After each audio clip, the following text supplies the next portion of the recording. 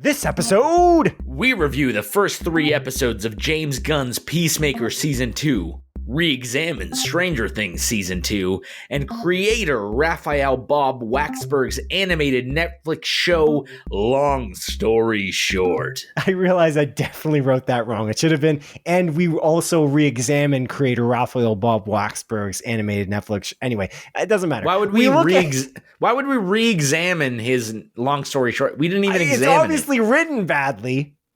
You can see it. No, we re-examined Stranger Things Season 2. We examined. And create. You know, okay, you see? Yeah. No, Okay. Sorry. On me. You're right. It's not really on you. I wrote it. But I read it. Although you didn't help. You didn't. Yeah, and you didn't help me. Yeah. Anyway, are we just continuing from here, or Fuck it. Who cares? this is gonna go long though? Dude. You're extending it now. That's true.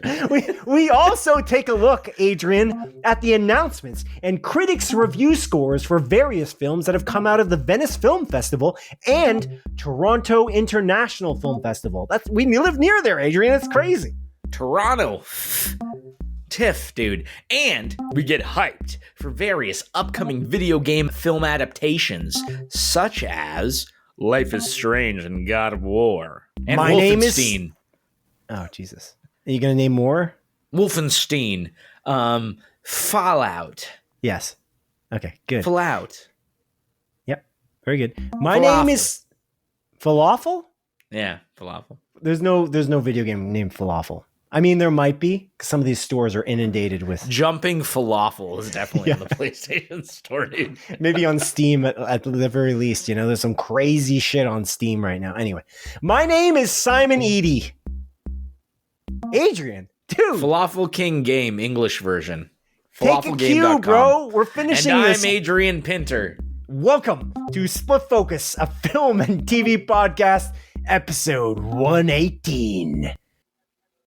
Falafel Restaurant Simulator on SteamCommunity.com. Right. This was the worst cold open I've ever been a part of. Falafel Gameplay PC HD from 5 years ago. We get it. 1080p, 60 FPS. Cut to the intro music.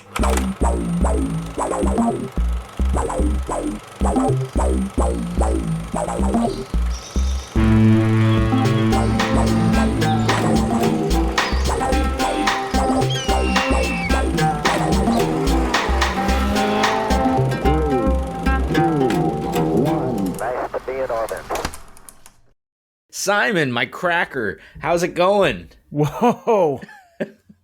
I'm doing well. How are you? I'm well, dude. Simon, have you ever been an uncle before? No. Well, shit, man. Let me tell you, I'm an uncle now, dude. Oh, wow. That's exciting. Yeah, nice. Man, I'm an uncle. As of September the 4th, my sister gave birth to a child. His name is Philip. Oh, wow. I call him Philly Cheese. I see Dawn in the back there. Your fiance. Yeah, there she is. Just in the window. I'm waving to her through the camera. Good old French door, you know? Exciting. Door. Congratulations on your unclehood. He's an uncle. He became an uncle, Dawn. That looks like she just said good and then left. Good. And then just walks away. But yeah, dude, I'm an uncle now, man. To a little man named Philip. I'm going to call him Philly Cheese for as he's growing older. You know what I did the day that he was born? Apart from visiting my sister in the hospital and meeting him. You bought and ate a Philly cheesesteak from Jersey Mike's. Almost. I did buy and eat a Philly cheesesteak, but I bought it from Filthy Phillies. Which is a Philly cheesesteak sandwich place. I'll be honest, did Jersey Mike's make Philly cheesesteaks? I didn't even know this. Of course. Yeah. Oh, okay. Yeah, I prefer the cold sandwiches. Me too. I've only had the cold sandwiches. The number 9 is a classic at Jersey Mike's. But Filthy Phillies, I've had it a couple times. But I don't like the name Filthy in the name of a restaurant. And I think we all know why. You know? I don't know if it really works. No, please elaborate. I have no idea why you wouldn't like that. No. I get where you're coming from entirely.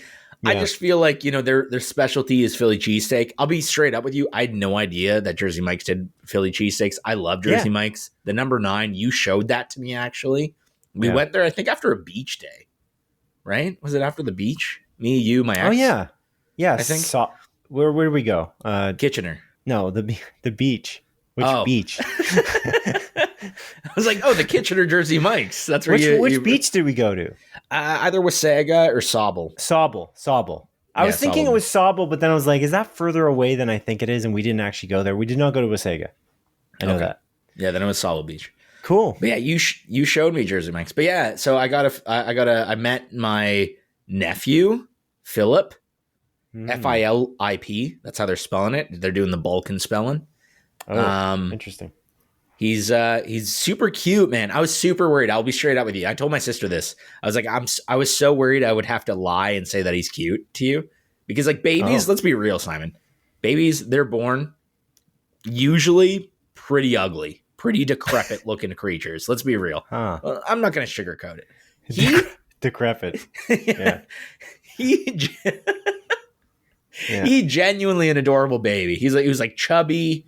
He had a full head of hair. It's crazy, man. Wow. Yeah, he came out as a grown man immediately. He did.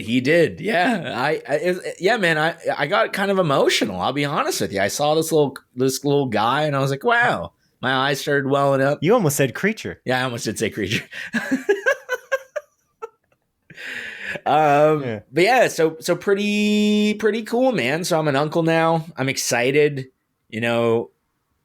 in the next few years when he like gains consciousness and moves and has a personality. Like I'm stoked. I was like telling my fiance Cassandra, I'm like, it's gonna be awesome because he's gonna like come in and I'm like, what's up, Big Cheese? Or what's up, Philly Cheese? I'm gonna like yell that all the time. And I feel like kids love it when you do that. Hopefully. I feel like he's gonna like walk into my house. I'm like, "What's up, Big Cheese?" And I'm like, "Yo!" He's gonna be stoked. I feel like they love it. Hopefully, very confident. I appreciate that. Yeah, it's exciting. That's exciting, man. Yeah, man, it's exciting. Congratulations. Thanks, dude. I didn't do anything. I brought my sister a bowl of ramen when she was in the hospital. And I brought her. Congratulations for your foresight in bringing ramen to your sister in the hospital. Yeah, no worries, man. No worries. It was nice. I brought my sister's baby daddy. They're her partner. They're in a relationship. They're just not married nor engaged. So I just say the baby daddy. But I brought him a steak sandwich. I mean, you could say that if he was a husband, I feel like you could just say that as well, and it wouldn't, be wrong. Yeah. Right. Touche. Yeah. Yeah. Okay. That's cool. Yeah, that's pretty cool, man. So I'm an uncle now. Blood related to this child. Kind of neat. Yeah. Kind of neat. Pretty neat. Are you going to have a kid? Maybe this is too personal for this podcast. No, like I decided. Like realistically, I don't think I will. I mean, I like friends' children, like hanging out with them and being that cool, like uncle sort of figure, cool adult, like what's up, little man. But the idea of me having my own child, I don't know. I've never been a big fan of it. My fiance, she doesn't want any kids either. Like she's fairly adamant. I don't think either of us are like never in a billion years. Like, but I think we're both fairly confident we don't want a child. Like, if she changed her mind though, like if she was like one day like, I want to have a kid, I'd be like, okay. And I would do it. Flash forward fucking 15 years. I have a child. He's listening to this episode and he's like, dude, what the fuck? But I'm sure lots of children will listen to this podcast, Yeah, I'm referring to my child, my hypothetical child. Yeah, I'm sure they'll look back and they'll listen to this. Maybe. The episode after Pussy Pop and Peacemaker. That's the stuff. That's the stuff, that's what dude. Dreams are made of. That's a good name. That's a good name for an episode, I think. Not to mention that, this podcast is incredibly popular in New Zealand, but in Canada, I don't know about that. Not so popular. Me neither. I'll say that. I don't know the stats. Yeah. Well, that's good. Yeah. No kids on my side. Ignorance is bliss. Yeah. Do you want me to ask you if you want to have kids? Because I'm going to. I'm going to ask you right now. Do you want to have kids? You want me to ask you and then you ask me? Just ask. Yeah. No, probably not. Fair enough. Very likely not. So, yeah. Kind of the same thing you said, pretty much. Yeah. But yeah. Yeah. Okay, man. That's exciting. You have me as a friend. Exciting. I'm pretty much a child. So. Yeah. Sure.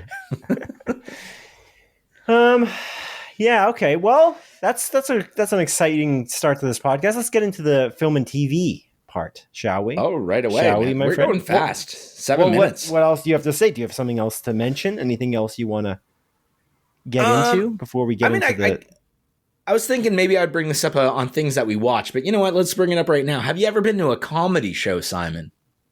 Yeah. Like which comedian? It was just it was like a small in Guelph, Ontario. I just did there was like a small stand, like various local comedians showed up to the venue in downtown Guelph.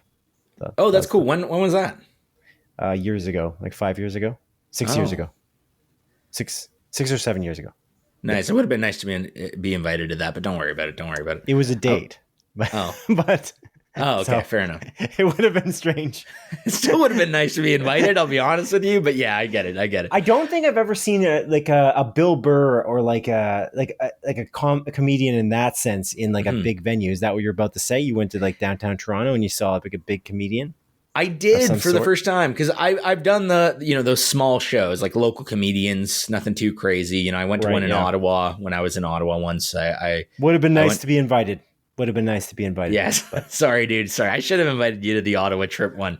Well, I wasn't invited to this recent one either. I don't even know what you're doing. You set yourself up for this. I did. You're gonna shame me. You're gonna shame me, and you're going to comedy specials every freaking week. Yeah, man. Every week. I'm sorry, dude. I'm sorry, man. It's a $1,000 suit. Come on. Come on. All right. Yeah, sorry. I made a huge little mistake there. What'd you see? Did you go see Jerry Seinfeld? No, I don't like Jerry Seinfeld. But you know who? He's a pedophile. Let's be real. He dated a 16-year-old girl when he was 40. Okay, all right. Go on. Move on. I don't even allegedly I don't even want to get into that. What did you see? Okay, here, let's Google it real quick. A sec. Jerry Seinfeld underage. Oh, sorry, it was a 17-year-old. Jerry Seinfeld 17-year-old. That's what pops up. Okay, I mean, it's a little harsh to call him a pedophile. In 1993, as a 17-year-old high school student, Lonstein met then 39-year-old Jerry Seinfeld in Central Park. Okay. Shoshana Lonstein Gruss. And they were dating at that time. They did, yeah. Problematic. I would make an argument. Problematic. I just think 31. The word pedophile is very loaded. It's kind of an assumption that he's a freaking sex offender. He's he diddles abusing children. Yeah, right. Yeah. That's not what's happening. So I feel go a little easier on Mr. Seinfeld. Yeah. You know what I'm saying? He just dated an underage woman, which is totally creepy and weird. Yeah. Okay. As long as we can agree on that. Yes, I agree. That's weird. Anyways, yes. Yeah. So I saw John Mulaney this past week live. Oh, cool. He was in Toronto, I assume. In Toronto, yeah. So he has 4 back-to-back dates and or maybe even 5, and they were all sold out. And then another one just popped up. I got it a notification what new show added for Jonathan Mulaney? And I was you know what, I'm going to go to this. So me and my fiance went. I bought tickets for my friend Andrew Sinnott and his fiance for my friend Andrew's birthday that passed because he's a huge John Mulaney fan. It's his favorite comedian. So the 4 of us went there after work on Tuesday to see John Mulaney live. I'm not going to obviously talk about the jokes because I'm sure he'll release a special one day. But let me just say, John Mulaney, phenomenal. I love John Mulaney as a comedian. I think he's generally genuinely hilarious. I love his Netflix specials. His most recent one, I did not love, but I think I just wasn't in a good headspace. It's a little depressing. It was a lot of him talking about his intervention and his time in rehab. And I was I'm not really in a good headspace to listen to this right now. So I watched the first 30 minutes of it and I just never went back. I'm going to go back to it. I'm in a better headspace now and I'm going to listen to it. But, It was really good. And this was the first time at a comedy show where I saw heckling happen, Simon, for a big comedian like John Mulaney. So have you been to many of these shows? Sorry, I don't know if you've said this Never a big comedian like him. I've done smaller scale ones with local people. Maybe they're doing crowd play or whatever, but nothing where there's a heckler, someone actually yelling at the comedian. And the last place I would assume this would happen would be at a John Mulaney thing. He's super popular, right? He's crazy. And It happened 2 separate times. Huh, the first time, some guy yelled literal gibberish. I don't think anyone heard what he said. This guy must have been shit-faced. And he's like, blah, blah, blah. And John Mulaney was like, sorry, what was that? And he like said it again. He's like, yes, sorry, what was that again?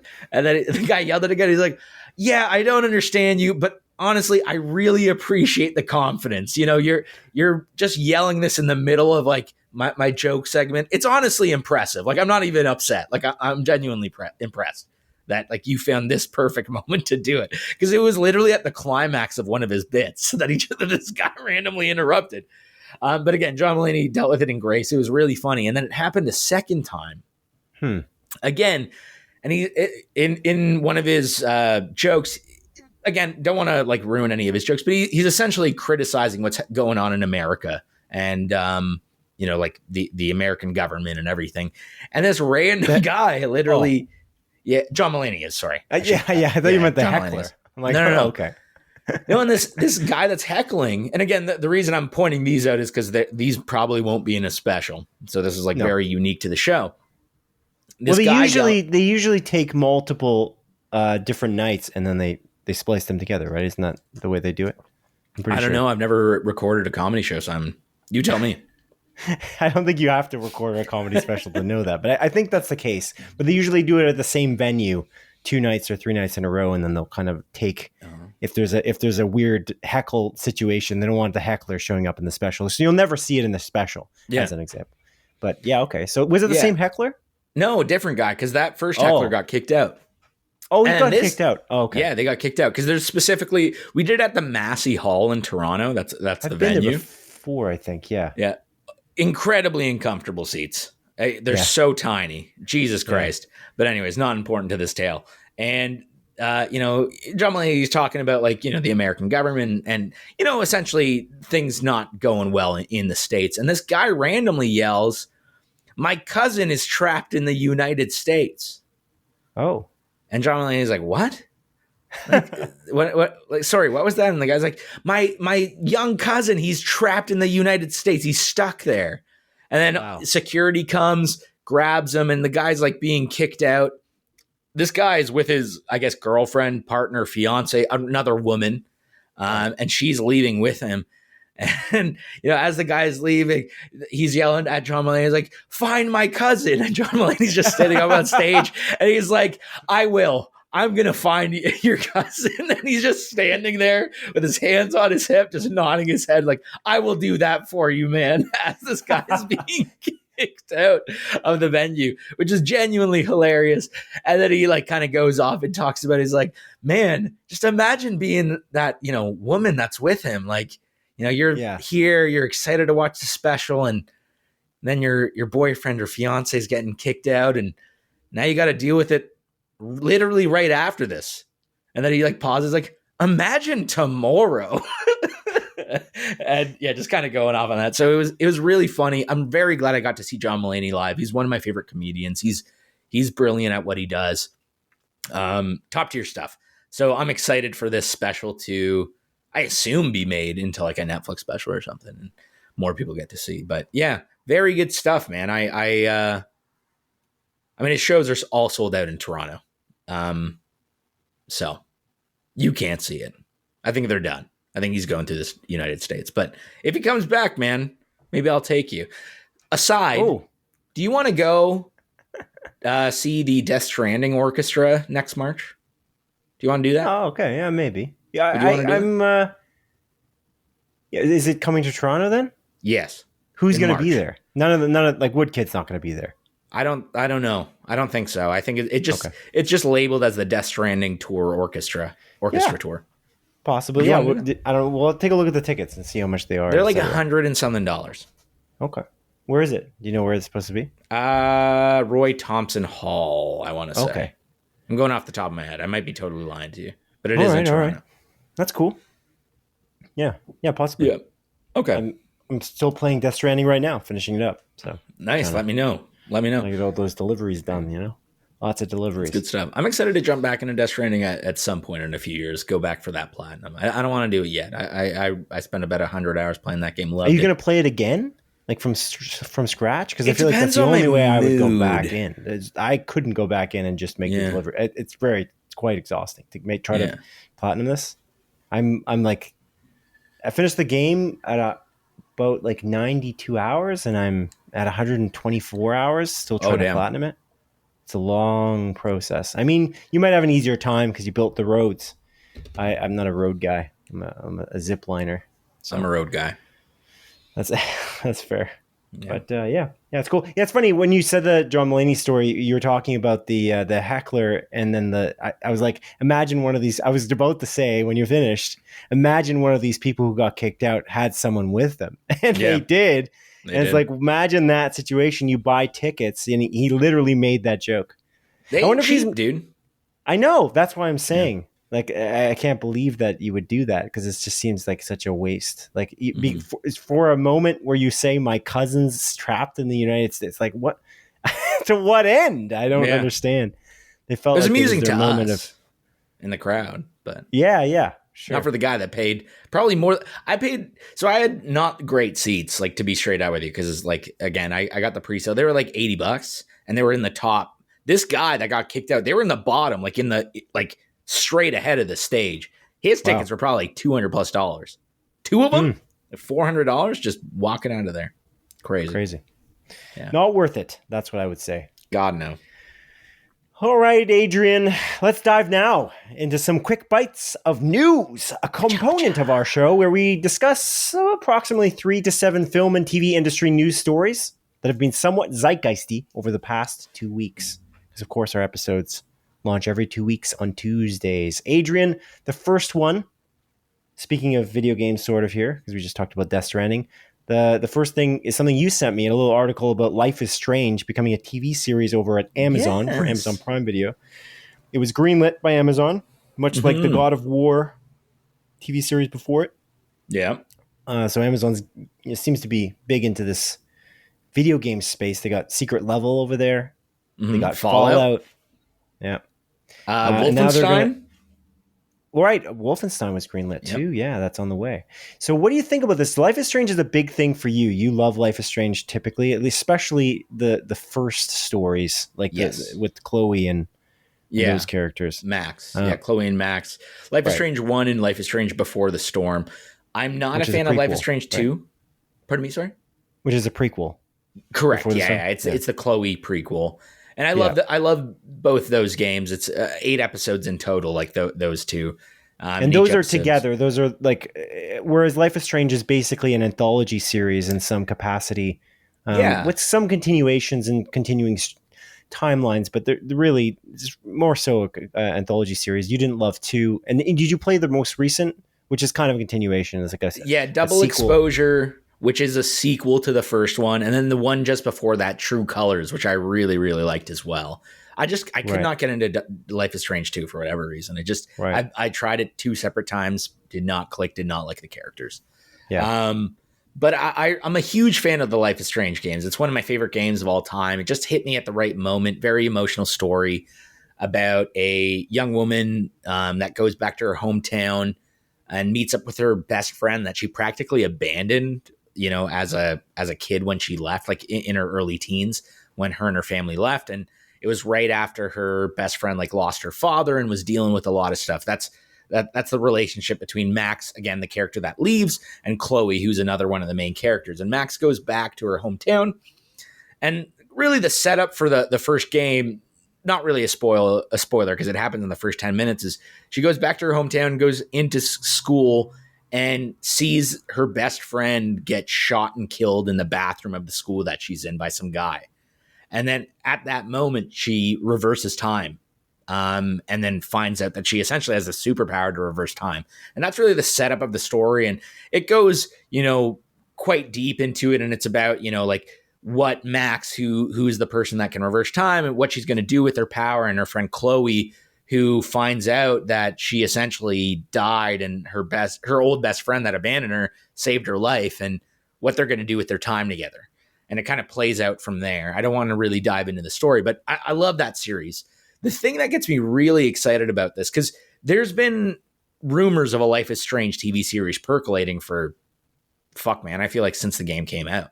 like back in 2016, maybe even before then. I don't even remember. And the coolest part about this is that the showrunner for the show, Charlie Covell, is not only a big fan of the game, but he made a amazing Netflix show called End of the Fucking World. I don't know if you've watched that. No. Really great. Of course, I know about it. But okay, that's just cool. Yeah, it's. I watched the first episode actually. I think. Oh, and you didn't continue it? Just didn't get the hooks in you?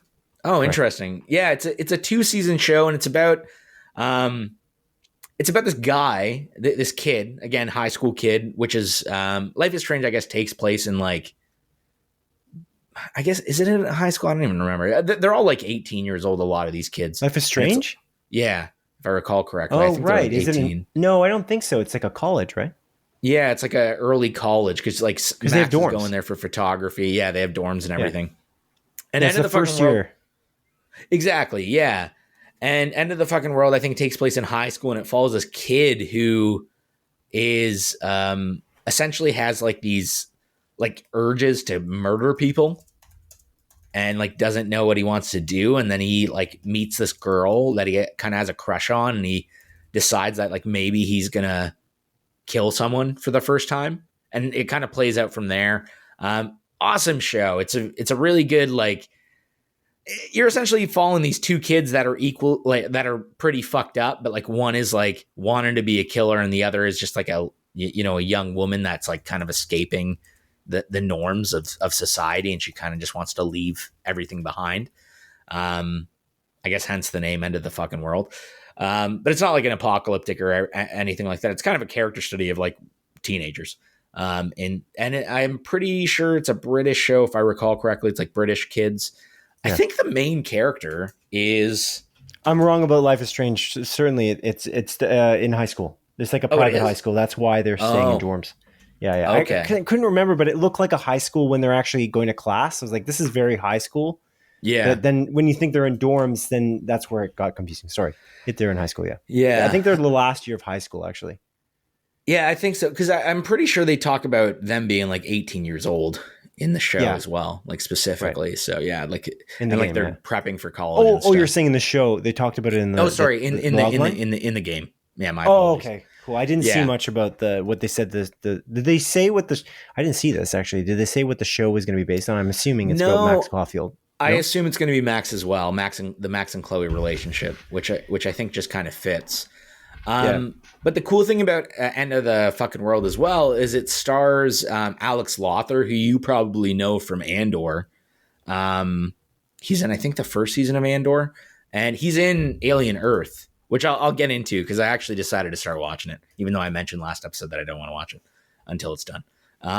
So I'm excited to get into that. But yeah, really great show, man. I highly recommend it. So I think this has potential to be something really special because although Life is Strange is kind of like it's a choice-based game, it's not. The choices are kind of I don't want to say pointless because they're not really pointless, but it still follows the same sort of story regardless, and you're just kind of adding like color to it, for lack of a better term. It doesn't change so dramatically based on the choices you make. So I think this is actually something that has a lot of potential, especially created or show ran by someone that has a lot of love and care for the original video game, to be something really good. Because I think it is honestly a really great story. The writing of the game is kind of cringy. It's weird. So I think they could probably kind of clean it up a bit and make it a little bit more modern and a little bit more palatable for general audiences, because I know a lot of people that played Life is Strange were probably turned off by that cringy writing, but I don't know, I kind of fell in love with it. So I think there's a lot of potential for this. I'm excited to see what the cast is going to be like. Yeah, I don't know. I'm totally into this, man. I love it. I love Life is Strange, and I want there to be more. And after the most recent game, Double Exposure, which I'll be straight up with you, I didn't love. I thought it was kind of weird, some of their like choices. And if I recall correctly, I don't think it sold well. So I don't know if we'll get any more Life is Strange. I am hoping that, this TV show maybe reignites the passion for the series and maybe we'll get a couple more games out of it as a result. I know you played the original Life is Strange. Did you play any of the other ones? I think you played True Colors as well. Yeah. Okay. Yeah, it's the it's just interesting what you were saying about like the choices not meaning anything. I found that interesting. Like they don't, but they do. Like it's a interesting. Like there's like some really big things that happen or don't happen, whether you like choose them or not. So I feel like they mean something. They just may not mean something for the very ending. Yeah, if that's what you mean. Like, because there's like a huge moment in the first game that I thought was like monumental. It's actually what stands out to me is like the kind of like a turning point for me liking the game. In the first chapter, I think, or the second one.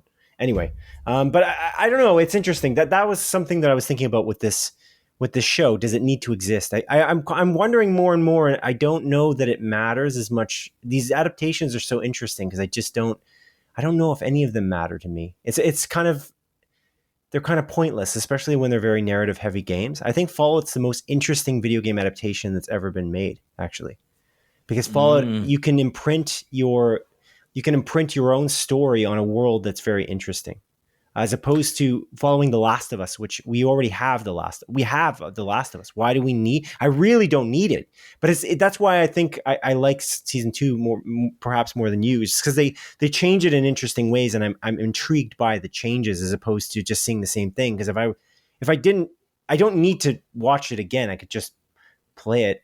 It's a masterpiece. The Last of Us Part 2 is impossible to be topped. And so I think Life is Strange, Stranger Things. I almost said Stranger Things. Life is Strange is very much that way because it's a choice-based game that's very narrative heavy, and there's not a lot of gameplay. It's mainly that idea of you choose your own adventure type of situation. Mm-hmm. And so that's kind of the magic of it, is making the choices. So I'm curious, like if this makes the least sense to me in terms of intriguing me, but lots of people do not play video games, so this is good for that reason, which you might be about to say. Yeah. That's exactly my point, right? I think a lot of these adaptations aren't necessarily for the fans of the games. It's for, bringing a narrative that is, in my opinion, spectacular to a wider audience. Because I think definitely there are more people that watch TV/movies than play video games, right? So yes. I think. Do you think that's true though? That is the percentage of people that they're trying to penetrate in terms of the market? Are they actually they're going for the people who haven't played the game mostly? Or I think it's like an 80-20 split. They're going to grab 20% or 25% new people. But in reality, the 75% is the people who are already fans of it. That's how it builds up the hype that it already needs in the beginning. Sorry to interrupt you, my friend. But I think, to go against your point, I think Neil Druckmann, again, the creator of The Last of Us, when he was talking about the HBO show, I think he said 2/3 of the audience were people that never played the game. I don't really know how they got that statistic. 2/3? Yeah, I think that's what he said. How would they know that? And I think he talked about that in the interview with Colm Moriarty on Sacred Symbols. But how would they know? There's no data. How would they get that data? That's my point, is like, I don't know how he got that info. Yeah, but impossible. I think that's what he said, something along those lines. Okay. HBO, though, I feel like HBO would be the place to get that. That's gravitas, right? That's fair. Yeah, I think so. I mean, let's think about Fallout I'm not a fan of Fallout, the games. I've played them, but I never fell in love with them. And I watched the first season, and I really liked the first season. Or Arcane, as an example. I would put you in the category of somebody who played the games, though. Yeah, fair enough. Touche. Because I have touched it. But Arcane, on Netflix. You played League. Yeah, like very brief. I play a shit ton of Teamfight Tactics since Arcane, actually. But that was the purpose according to the guy who made Arcane. Wasn't it the creative director that said the whole idea is we're not making the money, we want people to come back for the game? That was the point too. Yeah. So they're doing both ways. They're trying to, maybe it's 50-50 then, but 2/3 sounds ridiculous.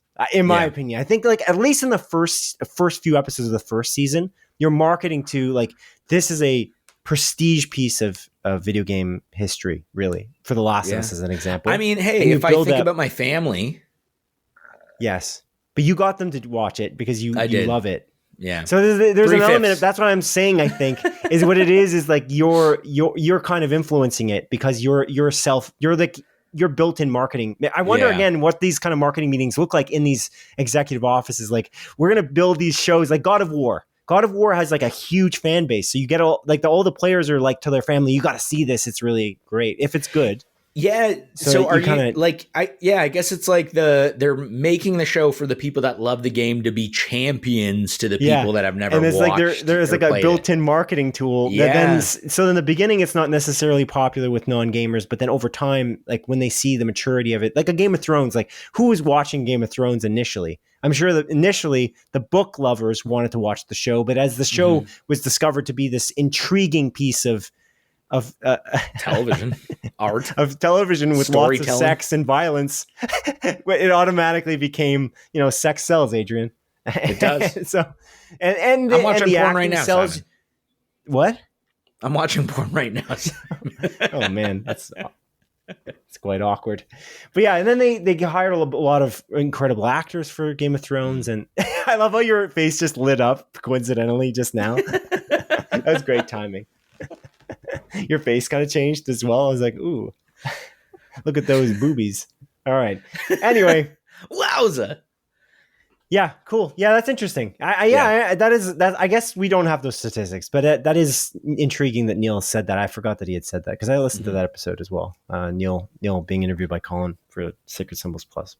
But yeah, it's cool. But yeah, so I think out of all of them, Life is Strange, my point was, I don't know. I feel like it's the least interesting because it's a choice-based narrative with not a lot of gameplay. So you're mainly in the narrative camp. So you're just kind of, it's great.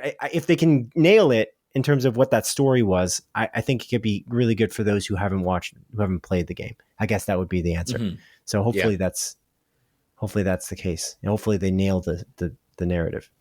But you said that End of the Fucking World guy, really showrunner, he did a great job for that show. Yeah. Did he do anything in between? Because that was a while ago, right? Those 2 seasons there in the beginning of the pandemic, no? No, let's find that out. Because Charlie Covell. Actually, it might have been pre-pandemic and then post, right? The second season was inside the pandemic and the first season was like 2019 or 2018. Am I wrong? It's 2017 and 2019, I think. Oh, all before the pandemic. Yeah, okay. Charlie Covell is known for... Oh, he did that... Wait, is this a woman? I feel bad if I've just... Charlie, yeah, it could be. That's a good Charlie point. Covell. Actually. Just assumed their gender, Adrian. Oh. I did. Yeah. It is a woman. I apologize. I've been just saying Charlie Covell is a dude. Well, actually, what are pronouns? They use they them pronouns. Okay. Sorry about that, Charlie. They. Yes. Did Charlie Covell another really good thing? Hopefully, no, on Netflix. It popped up that Chaos show that got canceled after one season with Jeff Goldblum as Zeus. Oh yeah, that's cool. That they were showrunner for that specifically. They were indeed. Okay, they were indeed. The thing about Life is Strange is interesting too is that Life is Strange is an anthology series, and so. In the counterpoint to what I just said, it would be interesting if they don't do Max and Chloe's story. But I think you would prefer that they do it because that's your favorite part of Life is Strange. Yeah. It would be neat, though, if you could nail it. The thing is that Life is Strange doesn't have the name recognition of a game like Fallout or The Last of Us. So, well, The Last of Us is a bad example. But Fallout is like very much, again, they went off the beaten path and did their own thing. They just tick a lot of the pure essence of what Fallout is. And that's really what the Fallout games are, too, is an anthology series. It's game a world. Is a different setting. I think Fallout's main character is the world that it's set in as opposed to the characters. Yeah, but if you were making a Final Fantasy, as an example, you make a Final Fantasy live action show, right? I don't know if that's something you would want or not. But would you make... No. I feel like you make Final Fantasy 7, first of all, but... theoretically, because that's the biggest name recognition for Final Fantasy. Probably, but if you were building a Final Fantasy show, would you just make, or Resident Evil is another good example. Oh no, Resident Evil is a bad example because they have a lot of the same characters throughout the storyline. But I think if you're making a Final Fantasy TV show, do you make your own Final Fantasy TV show doesn't have any of the characters, like a Final Fantasy 17? You just take a bunch of make up the characters. Does that make any sense? That's the problem. So with Final Fantasy, it's interesting because they did have Final Fantasy Spirits Within, which is like a movie that based has on nothing to do with any of the games. Crazy. So there you go. Yeah. So they did try this with anime. That was the first. Bad, not good. Doesn't even feel like a Final Fantasy movie. Then they did Final Fantasy VII Advent Children, which is a sequel to Final Fantasy VII. Right. And then they did the Final Fantasy 15 Kingsglaive movie, which is a prequel to Final Fantasy 15. And then they had a Final Fantasy 15 anime show, which was, I think, 6 episodes, which led into Final Fantasy 15 as well. Both of which, not great. Advent Children I loved. I watched that when I was young. I think it's fucking cool. And the remakes take a lot from that. So I think that's cool. But yeah, I don't know. It's interesting because there were a lot of, I think we talked about it on the show, like rumors percolating of a Final Fantasy 9 TV series that never came to fruition. And I thought that would be banking on the audience. 100%, I think. That one 100%. In particular, like I don't think you get anything else. Well, it's like, what are you going to call the show? Final Fantasy 9? Like, it's like you can't name a show Final Fantasy 9. It's tough, right? Right. But you can name a movie Final Fantasy 7 Advent Children because that's what they called that movie.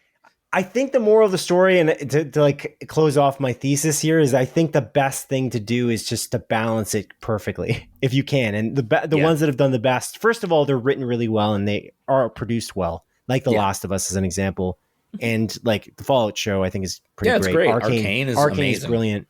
And so like you take those and you just make something good, and then you worry a little bit about trying to pull in the audience while you're making it, but don't worry too much because you just got to worry more about making something good, because otherwise you get just a million Resident Evil movies that were not reviewed very well, although very popular overseas, as you've mentioned. Made bank, dude. Made bank. Yeah, that Netflix TV show with Lance Reddick. And that's speaking of Lance Reddick. There's I see, but that's not the same. That made bank. No, that's not. It did very poorly. You're right. But speaking of Resident Evil, actually, we may as well get into this for a brief moment because I have a quote here from Zach Kreger. Did you see this? Like he talked to the Double Toasted, whatever that is, YouTuber. He said some interesting things. I thought they were delightful. Actually, I thought they were really. This is the stuff. This is what I think a creator making a video game adaptation. This is one of the avenues you could go and you could be very successful. Anyway, he said, "Quote: All I can say is that it is true to the experience of the games." Mm-hmm. He said. It takes place in the world of the games, but most importantly, the journey you'll have as a viewer of watching this movie is going to be similar to the journey that you have as a player when you play these games. And that means it follows one protagonist from point A to point B as they just descend deeper and deeper and deeper into hell. And as someone who's played it, I don't know how many thousands and thousands of hours of Resident Evil. I just feel like I know how that pacing can go, and it's inherently cinematic. And I feel like there's a great movie that can live inside of this world and inside of that sort of pacing. And I'm just really, really pumped about the story that we get to tell here. So I feel like I'm chomping at the bit to make this thing. Yeah. End quote. Which is that quote. I'm like, that sold it for me. And that Zach Kreger has made 2 movies that are reviewed beautifully, and they did really well at the box office. So and Resident Evil really hasn't had anything good from a How movie. dare you? Welcome to Raccoon City is a good movie. I stand by it. I like that. Okay, and how about anything great from a film and TV perspective? You know, like nothing is highly regarded as weapons. So I'll give you that much. Okay, so I'll give you that. So that really excites me. And then I look at God of War. And I'm so intrigued by God of War because it's such and same with Horizon Zero Dawn, the 2 PlayStation games that are potentially being made into a movie now, though, which is worse. But it'd be good on the budget. But God of War is really intriguing because Kratos is this big stature. There's this like larger than life like personality. There's like the father-son dynamic, which I think Ronald E. Moore, who took over, he's showrunner of this particular Amazon Prime show for God of War. He's very excited about the prospect of telling this father-son story. And I think that you can tell it in your own way a little bit because you can tell the journey as you go, and you can take a little bit of some liberties. I don't know. It's exciting to me because I want to see what it looks like. It could look like shit because it might be difficult to build Kratos, but you can do like forced perspective, like the classic thing they did with Gandalf versus the the Hobbits and the Lord of the Rings, where they make Kratos look much bigger than Atreus, his son, because he's like 7 feet tall or something. Yes, Kratos. So it's cool. I'm very intrigued to see what Ronald D. Moore can do. I also really love Ronald D. Moore. I think that Battlestar Galactica is pretty great, and I really like For All Mankind. Like, I think it's excellent on Apple TV Plus. So anyway, that was a bit of a sidetrack. But yeah, the Life is Strange thing, I'm just a little bit less interested if they're going to tell that story again, because I could just play the game. And that's kind of the portion, but it's maybe not for me. And so I don't want to criticize it too much, but I'm just kind of riffing on that idea, if that makes sense. No, I get where you're coming from entirely, dude. 100%. Yeah. Okay. Cool. Okay, moving on. Another piece of news. As announced by DC Studios head James Gunn on social media, the next film in his Superman saga will be called Superman Man of Tomorrow and is set to premiere in theaters on July 9th, 2027. Wowzer. This is another thing you sent me, which the cool thing was he has that photo of like Lex Luthor in that green robotic suit. Mm-hmm. So he's going to, like, as opposed to trying to, well, I don't want to spoil the movie, but the first Superman movie there, but yeah, he seems to be like going on a hands-on crusade against Superman. Mm-hmm. But yeah, it's neat. I assume that's what it's about, considering that's the one image that James Gunn released on social media. But what do you think about this? I'm surprised actually, because they said it was going to be a the next Superman saga film. It won't be completely a sequel, but then now it's called Superman Man of Tomorrow. So that doesn't seem to be true. I don't know if that was just incorrectly told before or something else happened. Yeah, I don't know. Maybe he's just kind of changing his tune, or maybe he means that, since we're going to get a Supergirl movie, that Supergirl is going to be like a main character in this, and we'll have Krypto in this and all of that. Right. So correct me if I'm wrong, Simon. Wasn't this the original name for the first Superman movie? No, it was called Superman Legacy. Oh yeah. You're right. 100%. Yeah. Superman Legacy. So this is interesting because Supergirl Woman of Tomorrow is the name of that movie, right? Right. That's where you're getting the connection. Okay. Yeah. I'm mixing it up. So this is kind of cool. Another cool thing to point out here is that James Gunn specifically said that Peacemaker Season 2 serves as a prequel to this movie as well. And I'm very curious about that because it's, again, tonally very different. You can't bring in like a 10-year-old kid to watch Peacemaker. Let's be real. So he's a marketer, man. I think he's a marketer. He's marketing it. As I think it's like they're all a prequel. He's going to sell them all as a prequel. Everything that comes out next. There's a lot of things coming out before this. And theoretically, I mean, it can't be a direct prequel because I'm imagining, well, maybe Supergirl Woman of Tomorrow is, did they say the timeline of that? That's not going to be a prequel to this? Yeah, maybe like Supergirl. Maybe that's beforehand. Maybe that's prior. I think that's what it's going to be. I think Supergirl Woman of Tomorrow is going to be a prequel. Okay. To everything. That's my assumption. I don't know. Again, I don't think he said anything, but I think this is great. And I mean, on your point is that he's a marketer. I mean, that's probably why they're going with Superman Man of Tomorrow. Like that, like it's going to sell better by naming it Superman Man of Tomorrow as opposed to Super Family. All the super guys are here. There's some shit like that, I was thinking though that it was going to just be not a Superman centered film at all. That's why I was thinking it was going to be like a film in the DC universe that had Superman in it. I connected it. This is a bad connection potentially because that they rushed into this, but I connected it to like Batman versus Superman, Dawn of Justice. That's what I thought of. Like they're going to put in another character that'll actually be more of the focus, but this movie's called Superman : Man of Tomorrow. So there's no way that's the case now. So yeah, I was thinking too, James Gunn, kind of similar, and this is strange. I just thought of this now. I don't know. Maybe I should have thought of this earlier. James Gunn's style of his social media posts constantly and his constant transparency and his constant on camera. He's doing a million interviews. It seems like it reminds me of Ryan Reynolds in a weird way. I was just thinking like it's very like he's a man of the people. He's in it like completely with us kind of situation. Whereas Reynolds kind of did. Like he dropped the trailer, like he leaked his own trailer for Deadpool before. Did you see how he finally admitted it publicly? Yeah, everyone knew though. Everyone knew, but I think he literally was just like, yeah, I did the wrong thing at the right time. Like he finally admitted it because everyone was like, it was him. But everyone's like, no, it was I did the wrong thing for the right reason, wasn't that it? oh yeah, sorry. It's like I did the wrong right. thing, but I don't regret it at all because otherwise the movie wouldn't have been made because it pushed Fox because he leaked the footage, the test footage. Fox was like, "Oh, people like this because they can't see." I love this executive's idea that the executives can't see what's right in front of them; they just don't understand what like creativity is. Yeah, that's how you get a fucking Morbius. Yeah, that's true. That's a great point. Yeah. I'll say this too. James Gunn, I didn't think about this too much until he was on Smartless recently, being interviewed by like Jason Bateman, Will Arnett, and Sean Hayes, and James Gunn was like pointing out how he's like one of the few, if really the only creative who's in charge of a studio. He's not a producer first; he's a creative, and that's pretty rare. And it's really incredible. That's a great choice by David Zaslav, I must say.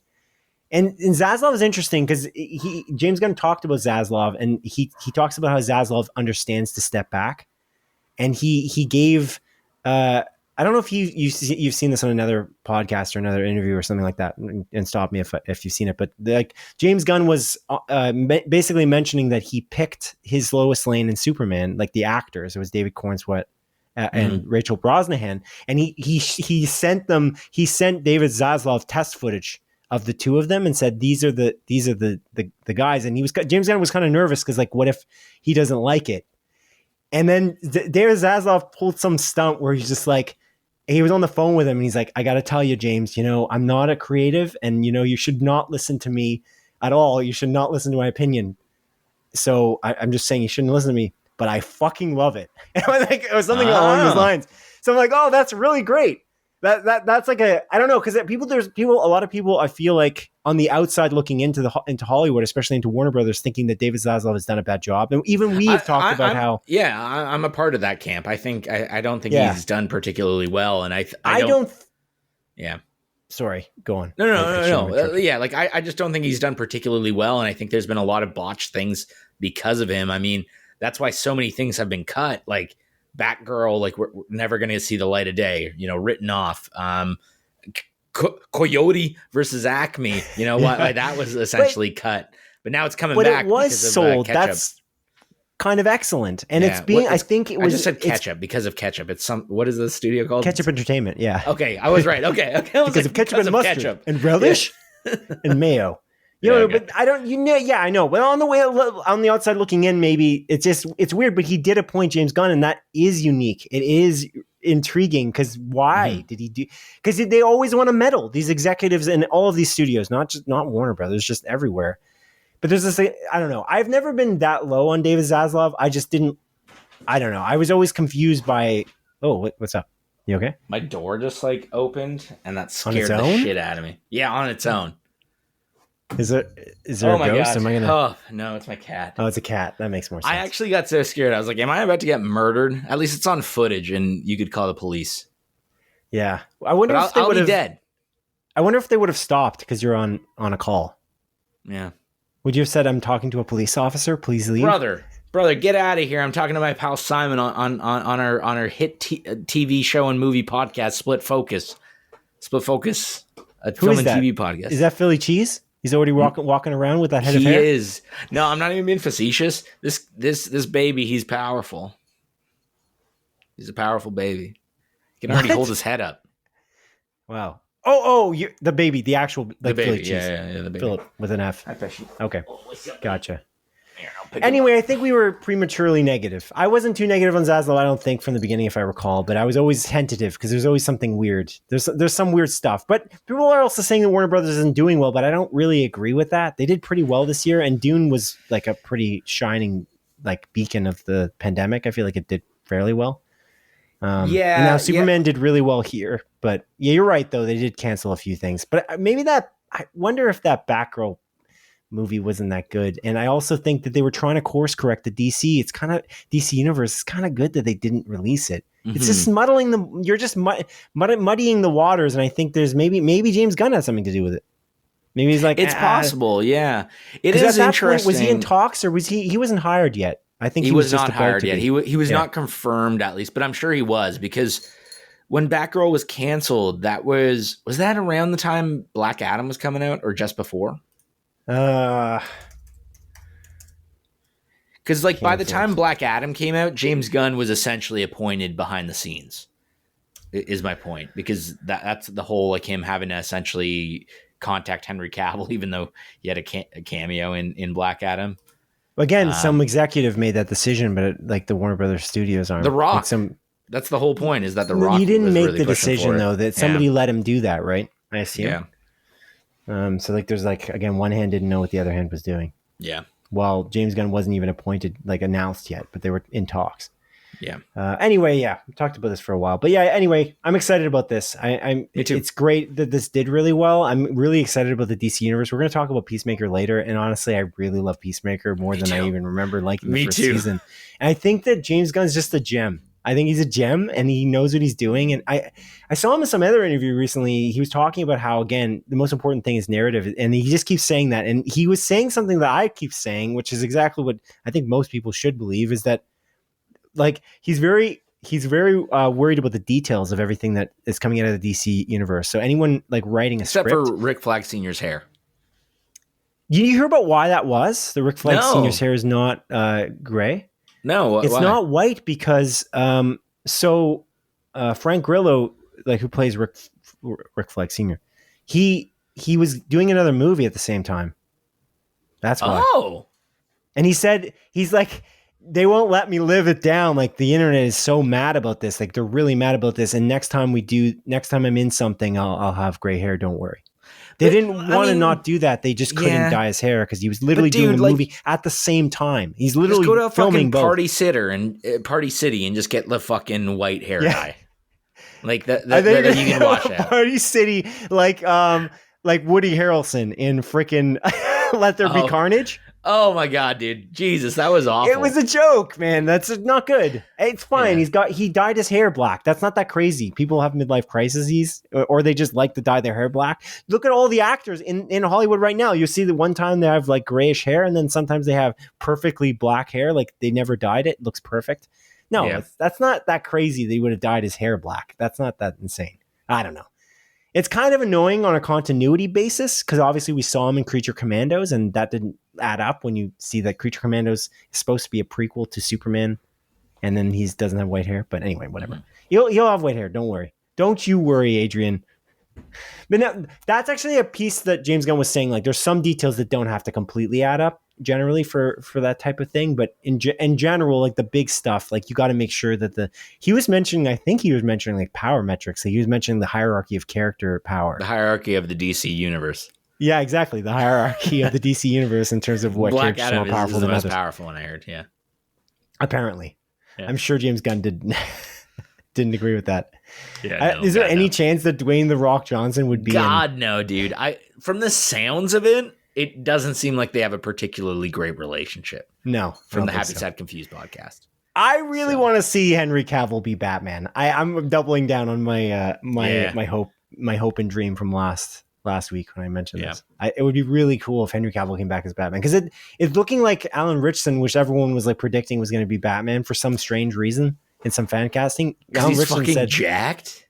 He's jacked, but he kind of looks the part. He could do it. He's not that old. He could. Oh, but they want an old Batman. He's cool. So I don't even know.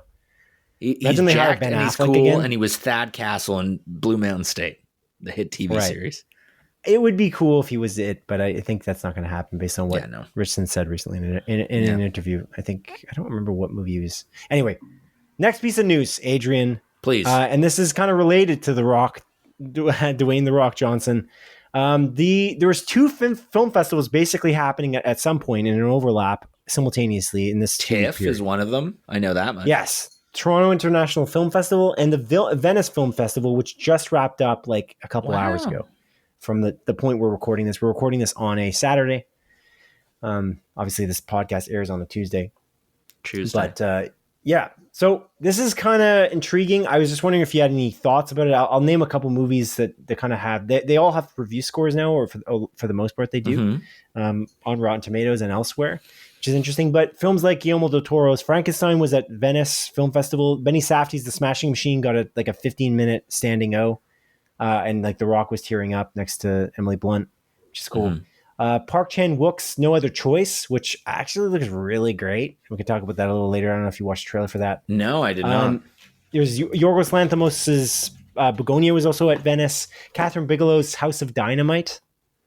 And every one of these, I'm pretty sure, had rave reviews. They're all like above an 80% at the very least. Mm-hmm. So pretty cool.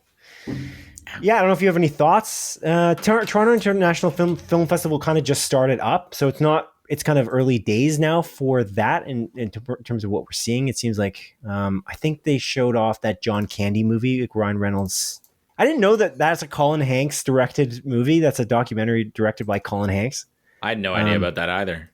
But that John Candy movie kind of looks pretty cool. John Candy's a pretty cool dude. He was a pretty cool dude, yeah. Yes. And so the other thing that's interesting, at the Venice Film Festival, because it just wrapped up like an hour. It was like 2 hours ago. These awards got announced from when we're recording this podcast. The Golden Lion was announced for the Venice Film Festival, and the winner of that is actually Father, Mother, Sister, Brother by Jim Jarmusch, which I don't think people predicted because I didn't see that come up. And then the Silver Lion for Best Director was given to Benny Safdie for The Smashing Machine. So, but Father, Mother, Sister, Brother is got a stacked cast. It's Kate Blanchett and Adam Driver, and that's another trailer that launched about 8 days ago as well. I'm pretty sure. I didn't watch that, I'll be honest with you. There are so many trailers. We can pretty much just, because the next piece of news that we're going to talk about is the trailers we watched this week, but we can just kind of tie them in together. The things we watched from, in terms of trailers connected to the things at Venice Film Festival or TIFF. But anyway, any thoughts? Anything stand out to you? Did you see any news about any of this stuff over the last few days? I saw some of the news. I didn't watch all the trailers. But yeah, apparently like it was interesting to see. I think The Rock mentioned like that he's glad that he could be a part of the Smashing Machine because he felt like he was essentially being typecast into a specific role and wanted to prove his acting chops.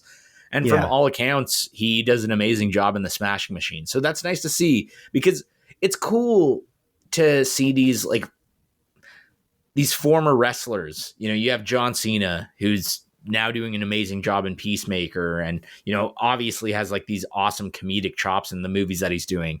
You have your Dave Bautista, who again kind of started out in these like more fun, like action movies, Yeah, like action movies. And then he shows up in fucking Blade Runner 2049 for 10 minutes and does a impeccable job. You know what I mean? Right. Like, and proves that his acting chops on top of, you know, the Guardians movies.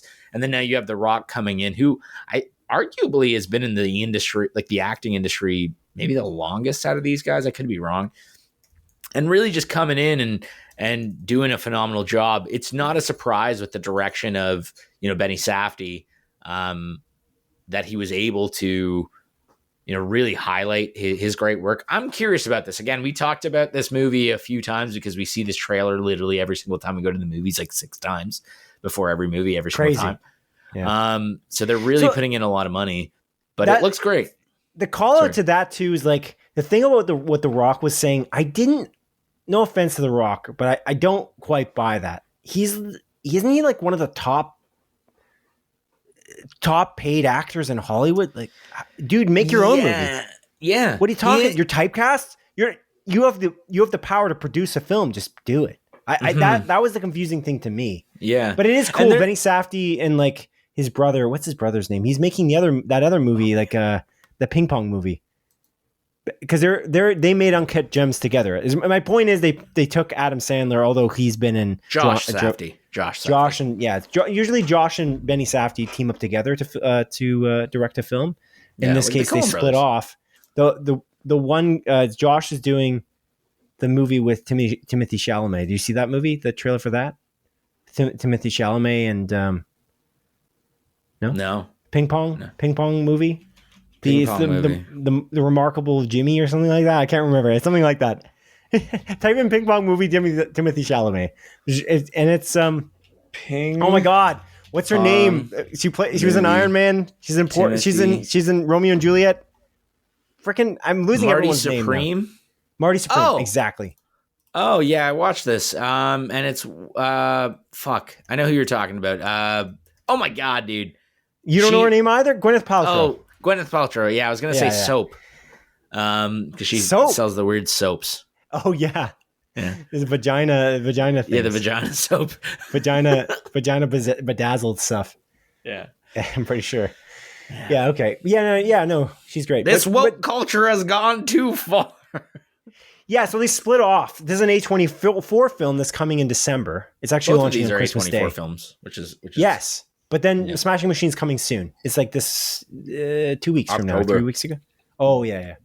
4 weeks from now. Anyway, I want to see the Smashing Machine because the biggest thing in the reviews consistently over and over again was how amazing Dwayne "The Rock" Johnson's performance was. And that is really intriguing to me. Mm-hmm. When he said I couldn't do anything, I was typecast. I'm like, you're the top actor, in terms of pay in Hollywood. You could do whatever the fuck you wanted, man. Like that's he has so much money that he could, and it's interesting. He has so much money that he literally convinced them to somehow bring Henry Cavill back for 5 seconds. You know what I'm saying? Like he's got so much clout that he is able to do that. But those movies were fun to make. Well, the hierarchy of the DC universe was about to change, Simon. So. Yeah. Let's be real. He made it his own marketing vehicle. He wanted to be in charge of it. Basically. Yeah, and he was pissing in water bottles. Spend less time pissing in water bottles and spend more time making a movie. I don't know if that's real, man. That's like a JD Vance has sex with couches rumor. I'm not sure that's a real. I don't think Dwayne "The Rock" Johnson pisses in water. JD Vance is a big baby that definitely has sex with couches. We all know this. No, no, he doesn't. But so I think it. I don't know. It isn't also important to point out. Yeah, I think you're making a great point. If Dwayne "The Rock" Johnson wanted to do something, he could do whatever the fuck he wanted. And it's just he's making a shit ton of money doing these other things. And there was also the big, where did I remember hearing this? I'm kind of pulling this out my ass, so apologies if this is incorrect. But there was also a lot of things in his contract that when he filmed the movie, he could never lose a fight.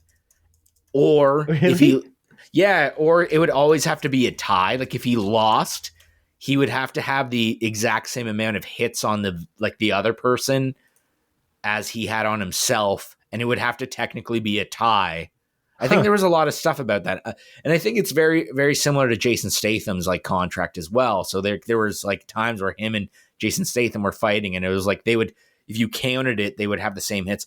I'm pulling this out of my ass out of memory. I might be lying to you and I might be 100% wrong, but I feel like I remember hearing this. Though. In 2024, apparently he was the top grossing actor, top paid actor at $88 million. John Dwayne. Wait, hold on. Maybe that. Hold on. The Rock returned to the top highest paid actors. Oh, yeah. Top highest paid actors list after landing what is believed to be the largest fee plus buyout in streaming movie history. I'm reading from Forbes here. Because he earned a crazy amount from Red One, apparently. Oh, the hit Christmas movie with Chris Evans and J. Jonah Jameson. Yeah. Anyway. Okay. Yeah. J.K. Simmons. Okay. So he gets paid a lot. So I don't. Regardless of that, it was kind of. I feel like it was earnest. He's crying. While the standing ovation is happening for 15 minutes. I'd probably get emotional too. Honestly, if that happened, there's something pretentious about watching people stand up for 15 minutes. I feel like, dude, that's the dumbest thing about these film festivals. Bored. Yeah, I know it's so boring, but it's also come on, just stop. I would be stop, sit down. I'd be please sit. Thank you so much. After really 32 seconds, I would be enough. Yeah. I would get on the mic and be enough. Yeah, it's over. Thank you. I can't take this. I just don't like being the center of attention, to be honest. I would walk out and pee and then come back. I would do the Avatar thing. Yeah, the whale. Avatar, the way of the water. Which is coming back to theaters apparently in October. Avatar, the way of the whale. Yeah. Okay. Yeah. So that's great. So you didn't see too much about. I don't think you knew the Venice Film Festival was going. Am I? No, I don't live there. No, yeah. You don't have to live there. You have the internet. But I don't. That's the thing, Simon. I never have the internet. Yeah, right. Imagine that. Yeah, right. Okay, but you mean the thing that we're talking through right now? Yeah, right. You don't have that, you son of a gun. Okay. Yeah, actually, so sometimes I think Venice. Sometimes the Golden Lion ends up kind of. Didn't Nomadland win the Golden Lion? I think it did. Right. You might be right. Sometimes the Golden Lion kind of determines, kind of gives a little bit of an interesting prediction on what's going to happen during award season. like Oscars and Golden Globes.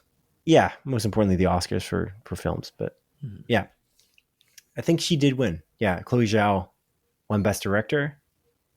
Yeah, for The Eternals, if I recall. Yeah, correctly. that's right. No, for Nomadland. But yeah, so yeah, and Catherine Bigelow's House of Dynamite looks really entertaining. It's a 90% on Rotten Tomatoes. I don't know if you looked at a trailer for that, but let's talk about the trailers. I did now. not. She did the Catherine Bigelow's Electric Bigelow, or right? That one? What? Gigolo? Catherine Bigelow's Electric Gigolo, that movie, right?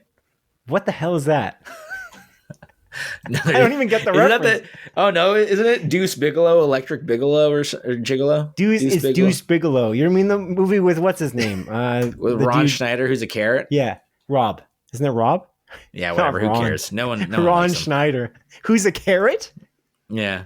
What does that mean? I don't know. It's a joke in what is it from? Is it South Park? I don't know. Rob Schneider is a stapler, and he's about to find out what a stapler. Gotcha. I don't know. You know what I'm talking about? Obviously not. I do. I'm vaguely remembering this, but I didn't watch too much South Park. So let's take a look at the films from the things I mentioned. The stuff with Venice. Did you watch any of the trailers for these things? So we obviously saw the Smashing Machine 22 times at the very least in theaters. So we saw that 22 to 48. Yeah. The Frankenstein. Frankenstein. Yeah, dude, I love the Frankenstein. You did that one time, way back, like 10 episodes ago. The Frankenstein trailer. Did they release that yet? Like an actual full trailer that wasn't a teaser? I don't remember. No. Did they do it recently? I gotta watch that. I don't think they did. Because we watched I remember the teaser trailer. Problem is like I keep getting inundated with these fake trailers. Okay, so nothing yet. Netflix might from be waiting. The hit YouTube channel BFI. Yeah, I'm sure that's real. I'm sure that's real. I don't know. It honestly might be. The 69th BFI London Film Festival in partnership with American Express. Oh. It has like 700,000. I don't know. Who cares? It's probably not whatever. real. Anyway, anything from the Venice Film Festival you saw the trailers for that you're interested in? Did you see the trailer for No Other Choice? No. Have you ever seen Old Boy? That's a movie I always wanted to watch. No, I haven't, but that's on my list. That's Park Chan-wook. Apparently they're saying No Other Choice, and I watched the trailer. It's got Byun-hook. What's his name? Damn it. The dude from, man, we're just thinking of names the entire podcast. It's really good. We're doing a really good job. Really great air. The Squid Game guy. Yes. The face. The face. I was going to say the black mask. Face, but black mask. Yeah. Yeah. Yeah, he's in it as the main character. Lee Byung-hun. Lee Byung-hun? I might be pronouncing it wrong, but yeah, Lee Byung-hun. Okay.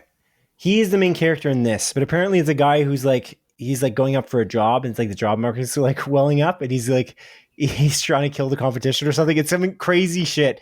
It's a South Korean film, obviously, but then the neat thing is that people are comparing it to Parasite. Like it's like Parasite with more hijinks. Like it's like it's crazier Parasite. Dude, you know me. I love fucking hijinks. I am very into this. When I was looking at like predictions for who would win the Golden Lion this year, a lot of people were saying No Other Choice, and then a lot of people below them were like, "No, this is an entertaining movie. It's not going to win. Like it's way too like fanfare-y. That it's too fun. It's not going to win the Golden Lion." And it didn't. So there's that. But I am very interested in this. I don't think this will hit our mainstream theaters here in Canada. Like it won't go to Cineplex. I imagine we'll have to go to like something like Princess Waterloo Cinemas. Yeah. But if you check out the trailer and you're interested, let me know and we can try to watch it if it hits that theater. Those I'm watching it right theaters. Now. Okay. It's like 2 minutes though. So can you do it later? It's 51 seconds. 51 seconds? No. I don't think so. This is the neon one. Okay, I'm not going to watch it right now. We're doing a podcast. Why are you telling me to watch this right now, dude? I told you not to. Anyway, any other trailers stand out to you? I'm going to name a bunch of trailers, and you can tell me any. Okay. Spit 'em. Is that the name of a movie? Spit 'em? I've never heard of this. Is this a catchphrase you're going for? Okay. Anyway, the trailer of the week for me by far is This Thing On? We talked about that last week, literally, but we'll talk about that in a second because we both saw that trailer. There's the Robin Hood trailer, which I didn't even know was being made. Sean Bean's in that. It's an MGM Plus show. What the hell is MGM Plus? MGM is owned by Amazon. They have another streaming service called MGM Plus. I have no idea. I think it's a streaming service with ads. I don't know why they would make another streaming I'm glad service. they're making another Robin Hood movie because it's been a solid. It's a TV show. Which is cool because there's not that many of those for Robin Hood. And there's the Lowdown trailer by Sterling Harjo, who made Reservation Dogs for Hulu. There's Marvel Zombies trailer, which looks pretty cool, actually. It actually looks really fun. I read that comic series. Yeah. And all episodes at once. They're not doing it week to week on Disney Plus, which is new for them. It looks really good. I read the Marvel Zombies comic, which is written by Walking Dead. Robert Kirkman. Nice. And I don't think this is following the exact same story as the comics. There's some similar scenes from what I remember, at least in the trailer, but it's not identical. Wrote the Marvel Zombies?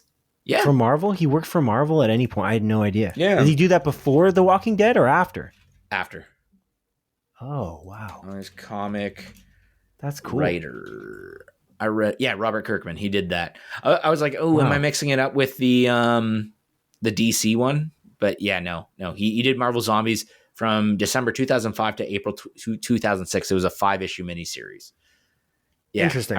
It's really good. It's really fun. So I'm actually very curious about the show. The trailer looked great. I do like that Florence Pugh seems to be kind of the focal point as Black Widow. She's narrating a lot of the main actors coming back. Mm-hmm. That cast list at the end of the trailer, pretty cool. It's really nice because I feel like in Marvel's What If, they did not bring back a lot of the cast. They did that, but the problem is that the ones that they didn't stood out, and that's the issue, I think. But they have like Iman Vellani, she's coming back as Miss Marvel. We got obviously Florence Pugh. Elizabeth Olsen's apparently coming back for this, which is crazy. Randall Park, hell yeah, love Randall Park. Hell David Harbour's in it, which is Simu Liu. Like it's and Paul Rudd's even in it too. So pretty cool. That's excellent. Yeah, I imagine this isn't too much. Like it's not too intensive. You get them in there for a few days, like maximum maybe a few hours, and it's over. Especially when you think about Charlie Cox's like contribution to Expedition 33. Yeah. Like it's crazy that he's like, I was in there for a day. That's it. I don't feel like I did anything. It's like you have a lot of voice lines in this, dude. Like, is it really that easy? Like, if it's that easy, that's why they were able to get this. You're the main fucking character. Like, I know, it's crazy. Yeah, you're on all of the box art as like the main guy. It's a strange situation. Yeah, but yeah. Okay, so moving through the other trailers here, and then we can kind of circle back because again, I really want to talk about is this thing on. But 28 years later, the Bone Temple. Which is the next 28 years later movie in the trilogy that they're making. Correct. And it seems like, and it seems like they're putting a little bit more focus on Ralph Fiennes' character in this one. Yeah. It almost seems like he's the main character of this, which makes me very excited because I love him as a supporting cast member, supporting character in 28 years later. So I'm very curious because it's still very evidently a sequel because they show all the characters from the show, but it almost feels like, hey, this is taking place after, but we're following Ralph Fiennes' character mostly. Well, it's called the Bone Temple, so makes sense. Touche. If you see the first movie's trailer, I feel like that kind of makes sense a little bit too. Yeah. But I didn't really, I don't know, I didn't connect the dots before I saw the trailer, and then Ralph Fiennes is in most of the trailer, and I'm like, okay, I really like him, so. Was I saying Ralph Fiennes? You were, but it's pronounced Rafe. From my understanding, anyway. Thank you for letting me know. But yeah, the next, we just talked about this, but this trailer is kind of intense. It's like a nuclear bomb is going to go off or something. A House of Dynamite trailer from Catherine Bigelow. Catherine Bigelow, if you don't know out there, directed Hurt Locker. The Hurt Locker, which famously beat out Avatar in 2010 for the 2010 Oscars. 2008, which is funny. No? Avatar came out in 2009, no? Yeah, sure. I believe you. You have a better memory than I do. Avatar release date. But the thing is that Catherine Bigelow was married to James Cameron. That I don't know if you knew that part. No, that's actually and that really year cool. It was Hurt Locker against Avatar for Best Picture, and then Catherine Bigelow won. And she should have won because literally it's a better movie by a little bit of a margin. Have you ever seen The Hurt Locker? No, I have not. But Avatar's not that good. So I get it. Yeah. It's good, though. It's fun. And I can name 78 movies within a minute that are better than Avatar. I'm not going to do it, but I could. Sure. Yeah, but Hurt Locker's cool. Jeremy Renner, I think it's... yeah.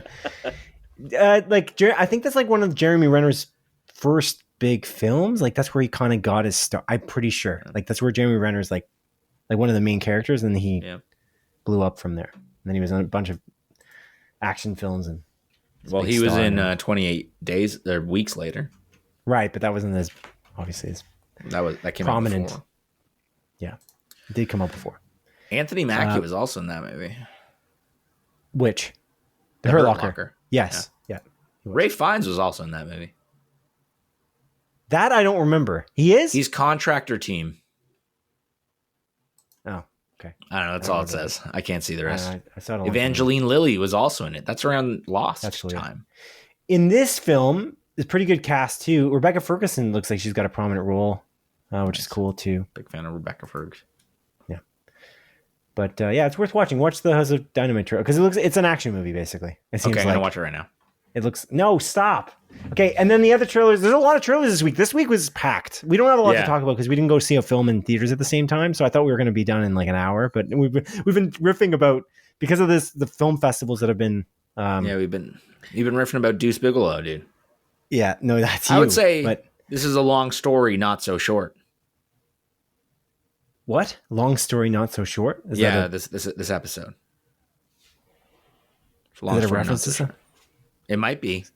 Stay tuned to find out. Wink. Okay, well, I'm a captive audience, so I'll be here. Probably nobody else. Yeah, but other things that had trailers. Monster: The Ed Gein Story. Did you see this trailer? This looks like a genuine horror movie. Jesus, like it just looks like a horror TV show. Did you watch the other monster movies? The Jeffrey Dahmer one is very creepy, and what's his name? Evans. Evan Peters. Evan Peters is really good in it. I think he's excellent. So the second one is okay. I didn't That's like about the gay brothers, right? Gay brothers. Are they sexually intimate with one another? Menendez brothers. There's like a weird thing. The way they showed that story is weird. I didn't like the way that they told the story. Like the way that the plot was structured. I wasn't on board. And then near the end, I was like, I'm more on board than the beginning, but I'm not. This is all on Netflix, this monster series. It's the dude who made, he's a big anthology guy. He just keeps doing anthology stuff. He's American Crime Story and American Horror Story. What is his name, though? This is, again, a names and dates podcast for the entire thing. That's what we call it. That's the name of this episode. Names and dates. Names and dates. American Crime Story creator. You don't know this? Come on. Dude, of course I know it. That's what I was going to say. You didn't even let me say it. I literally just said, of course I know this. And then you interrupted me. Anyway, whatever. This looks cool. I recommend it. Charlie Hunnam's playing Ed Gein. And the way that they introduce it, their marketing vehicle for this is like, before Psycho. And before Silence of Lambs. Exactly. That's exactly what they did. Okay, I did watch this trailer, actually. Oh, yeah, okay. Did it look good? I forgot about it, but I guess I did. Did it look good? Because I remember that. It looked interesting. I never watched any of these other monster shows. The thing about these shows, I find like the best thing is like the actors are allowed to like put on an acting clinic. Like it's a perfect vehicle for them to potentially win an Emmy or get nominated for one. But I don't know that the writing's always as good. I did think the Dahmer one was pretty cool. I just think it glorified him a little bit too much for my taste. Because it doesn't really, but it's a bit too, it's a lot. It's a lot, but Evan Peters is amazing in it. It is good. Potentially worth watching, but it's just, it's very gross at times. What happened to, like, I feel like Charlie Hunnam hasn't been in anything in quite some time. He's been in a lot of, oh my God, man. This is the Names and Dates podcast. That's not even false. He was in The Gentleman in 2019. Yes, that's what I was thinking about. He's been in, I think he was in multiple, wasn't he in multiple of Guy Ritchie's films? Am I wrong about that? I don't know, maybe. He was in that one. He was in the King Arthur one. That was in 2017. That was a long time ago. Yeah. Is that it? That's the gap? He wasn't anything for... No, he was apparently in 2022 he was in Shantaram. Was he in Rebel Moon? Yeah. He's like a main character in Rebel Moon. Pretty sure. Yeah. Did you watch Rebel Moon? No, I didn't. I did not. That was reviewed very, very badly. Yeah, and then they did the director's cut, and apparently it's not good. It's like there's the 2 parts, right? Did he get to release the both parts or not? Yeah, he did. He did, and he said that this was going to be a huge franchise, and I don't think they're making it anymore, dude. It sucks because of all the everything that was said about it before. Much better, actually. It's 53% as opposed to 22. So, well, that is much better. Yeah. The thing about it, what do you mean a director's cut? It's on Netflix. I know, dude. You don't have to worry about the time for it because there's no seating arrangement. Yeah. You don't have to worry about filling a theater with people. I don't know why you would have to worry. There's no scheduling issue. Dude, the director's cut is over an hour longer. So Rebel Moon's 2 hours and 14 minutes. His director's cut is 2 hours and 5, which is 3 hours and 25 minutes. Dude, I love Zack Snyder. As a director, big fan of Batman v Superman. I like a lot of his earlier stuff. I didn't like Army of the Dead. I didn't watch Rebel Moon, part 1 or 2. I didn't watch his animated show that he did either. Oh, is that it? He's got style. He's got style. But I think you actually said it to me once, and maybe I'm riffing on you. I think he you're going to say not write things, and he should just. That's mean though. It's mean though. Yeah. I don't like it. It feels mean spirited, even coming from I try to be nuanced. I don't want to say that about someone, but watching Army of the Dead, man, what is that? Rough. What is not that good. writing? But there's fun moments in that movie. Like Dave Bautista's cool in it as an example. I just visually don't think, it's awesome, dude. It's cool. I know visually it's awesome, but the writing makes no sense. And so the thing about Rebel Moon was it was supposed to be his idea of what Star Wars could be if he was to make a Star Wars movie. He pitched it to Lucasfilm. Wasn't that the point of Rebel Moon? That's what I believe so. But they turned him down, and I guess rightfully so. Yeah, he's like, I'm going to do an R-rated Star Wars, and then it's like, well, we got Andor. Right, we do. Which is R-rated. We sure Star Wars. do. It's adult Star Wars. Yeah. God, Andor so good. Yeah. Dude, I think about Andor, I'm not even joking, probably once per day. Wow. Randomly I'll think about it and be like, man, Andor's so good. Anytime someone brings up Andor, I'm like, I love it. I want to preach to the world for people to watch Andor. Anyways. Yeah. They should. They should. Yeah. All right. Okay. So any of these trailers that we didn't talk about you want to talk about here? Anything you saw that you were super excited about? No. I think we're good. All right. I think we're good. I just want to say that is this thing on? It looks amazing. Will Arnett looks really great. It's directed by Bradley Cooper. We talked about this last week, but there was no trailer yet. I just want to say that the trailer really got me. And I think I teared up, if I recall, watching it the first time, because the very end of the trailer, Will Arnett's voice cracks. And I don't know if you know what I'm talking about. I was in an emotional place when I saw the trailer, but it was interesting because his voice cracks when what's her name now? God damn, Laura Dern. Thank God I found the name. Laura Dern's character is she's like, are you okay? And he's like, yeah, I'm okay. And his voice cracks. And I'm like, that's just this guy's great. Will Arnett is excellent. And I'm very excited about it. I think this is my most anticipated movie of this for the remaining months in the calendar year. After Downton Abbey, the final Downton Abbey. Yeah, of course. Yeah. But yeah. But yeah, is this thing on again? I don't know if you looked into it at all, but again, it's about... I did. I watched the trailer. You sent it to me, dude. You sent it to me through text, and I responded. So no. Like the history of it, Oh no, I didn't look into the history. That. Oh, okay. Oh, fuck, dude. I don't know, but I apologize in advance. You're probably going to hear a bunch of jingling in the background entire episode because my cat Pesci has been so needy these past kids. I love this kitty, but he's so extra needy, and he's just bling bling bling bling because he's got a little bell on him, and he's just walking back and forth.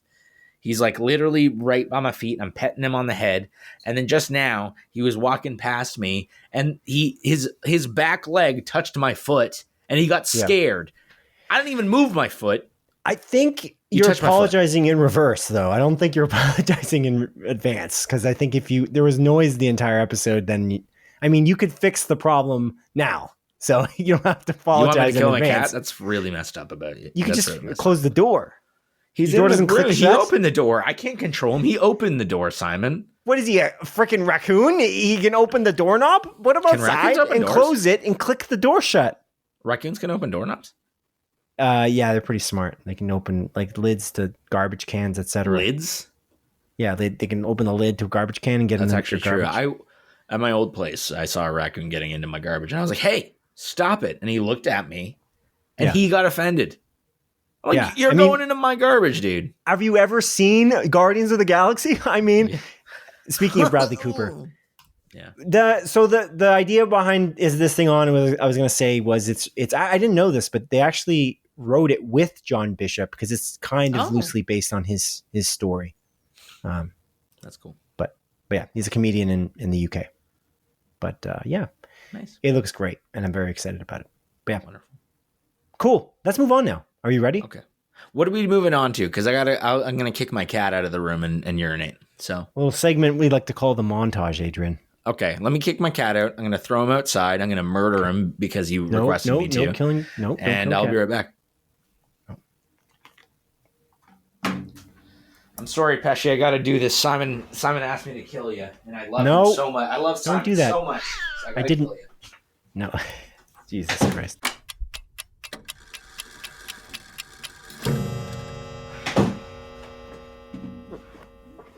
All right, Simon, I'm back. Plot twist. I'm actually dead now. My cat killed me in a battle to the death. So. And you're like a BT or something, or? Yep. BTS, the hit Korean right group. Of course.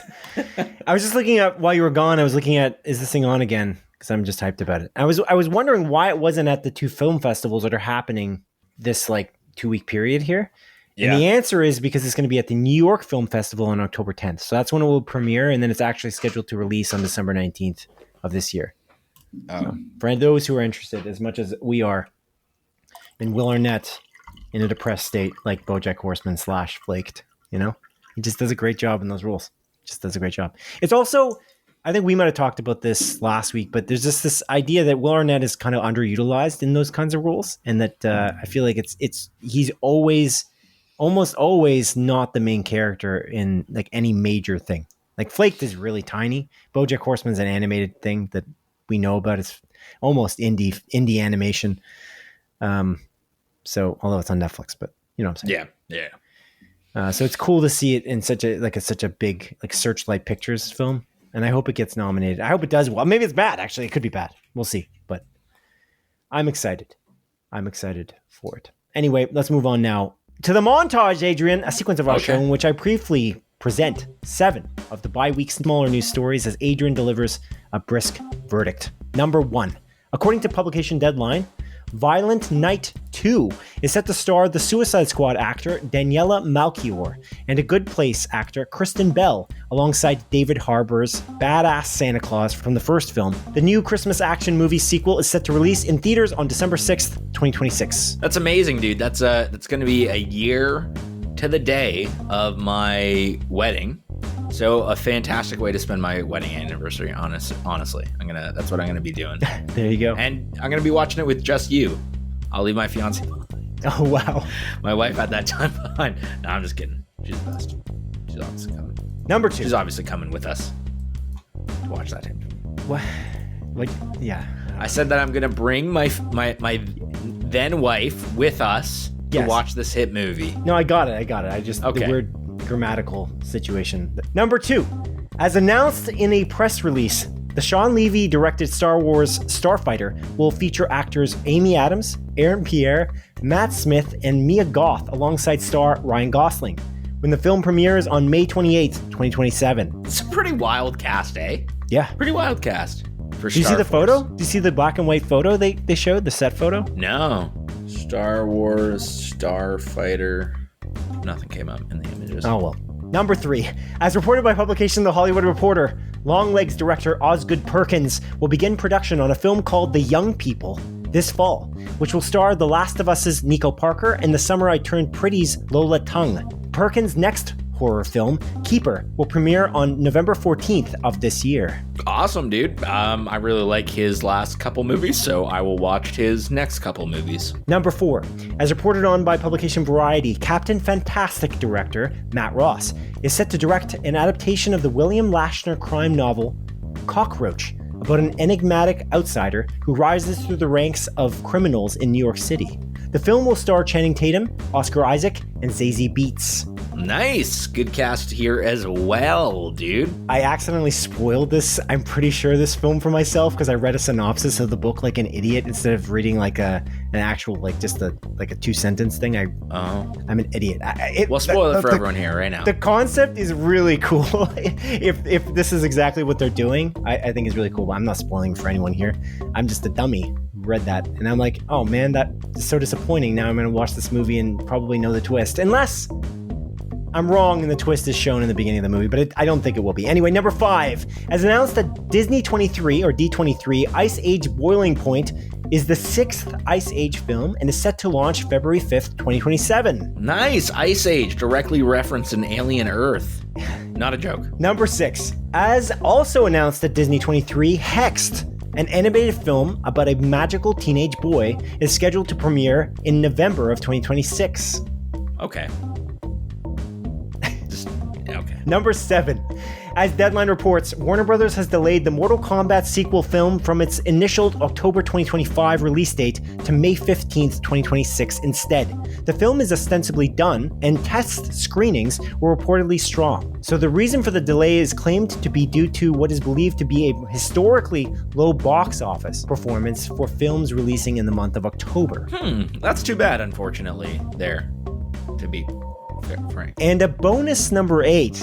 As announced by Legendary Pictures and major distributor Paramount, the upcoming recently in production film adaptation of the Street Fighter video game series will take place in the 90s and is set to release on October 16th, 2026. Crazy. Dude, the cast of this movie is insane. Genuinely insane. I don't know if you've seen it. Yeah, it's good. Yeah. Bananas. It's great. And that concludes the montage. Hold up. You understood where I was going with that, right? So number 7 is Warner Brothers has delayed the Mortal Kombat movie because October is not a suitable time to release a film because of low box office. And then the counterpart movie, basically another fighting game directly competing with Mortal Kombat, Street Fighter, is releasing in October the same year. So they're basically battling in the same year, but they chose to release the movies apart. But the Street Fighter, which has a bigger, crazier cast, is releasing in October. And they're like, they just announced that. Yeah, but I think they're putting it strange thing. Yeah, I think they're putting it there so they can delay it to May of 2027, though. I think that's what they were saying. Right. Yeah, that's right. Yeah. Although it's Paramount versus Warner Brothers, so it is a competition in some aspect. But yeah, that's an odd choice. I don't know. Is that true? I mean, I guess I don't know the history of the box office of October specifically, but I feel like, I don't know. I feel like horror movies do well traditionally in October. I don't know. Mortal Kombat is rated R. It's not a horror movie, but it is like incredibly violent and gory. So I don't know. It's an interesting choice. That's reportedly what was said. Yeah. So I don't know. Maybe it was misconstrued or something. But apparently the movie is done. And again, the screen tests were good. For Mortal Kombat, they're just like, you know what? The screen test did way better than we thought. Let's just put it in a month that's going to be make it a bigger hit than Carl Urban, dude. He's like essentially the main character now too, which is interesting. Yeah, it's cool. The trailer was really cool. It's funny because the main character of the first movie is he wasn't even based off a real character from the game. And he's still there. He's in it, but he's kind of like sidelined, which is a odd choice, I guess. But again, it makes sense. You're kind of going the route of like the Resident Evil movies. Like you're bringing in Mila Jovovich playing a unique character, and then eventually you bring in the game characters in the third movie, I think, when they bring in Jill Valentine or some shit. I don't remember. Right. Yeah. Cool, though. I'm curious. Cool. I like the first Mortal Kombat movie. Although I don't have any connection. Yeah, it's fun, dude. It's stupid. It's fun, though. I'm not looking for a masterpiece for shit like this. I just want to see people get murdered in unique ways. And it's enjoyable enough. And yeah, sure, I'll watch the Street Fighter movie. Again, cast is crazy, dude. Cast is crazy. for that. Yeah, it looks cool. You got Alexander Volkanovsky, UFC legend, in that movie, dude. Oh, that's the member of the cast that particularly stood out to you? Yeah, because I'm a big UFC guy now these days. Right. Yeah. I'm half joking, but I do watch UFC. Yeah, I know.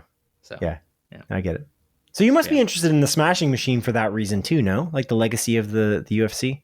I got into UFC far later, so I understand, really but to go back to the legacy of it is kind of interesting, no? Yeah, it adds an intriguing element, most certainly. Yeah. Okay.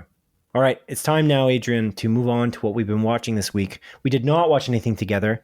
I have been playing a lot of video games. I'm always watching TV shows, so I'm always watching something no matter what. That's why we do this podcast. I'm always watching something, but I haven't seen a lot of movies in the last month. Like in the last 30 days, it's just not been something I've been doing. The last film I think I saw was Weapons, which is weird. But I've watched a lot of TV shows. Same. Oh, it is? Okay. Yeah. So you're the same way, just a lot of TV shows. So what have you been watching? I feel like you hinted at it throughout this hour and 30 minutes already that we've recorded.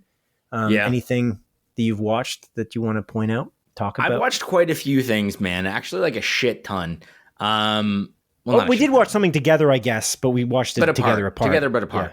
Yeah. Right. But I have watched quite a few things, Simon. So again, we'll just talk about it because we were alluding to it. We were talking about Will Arnett. But, long story not so short, I've been watching Long Story Short, which is the new Netflix animated show by Raphael Bob-Waksberg. I mixed up his name.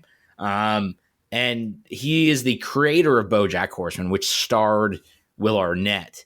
And this is another animated show, but it's not like human animal things.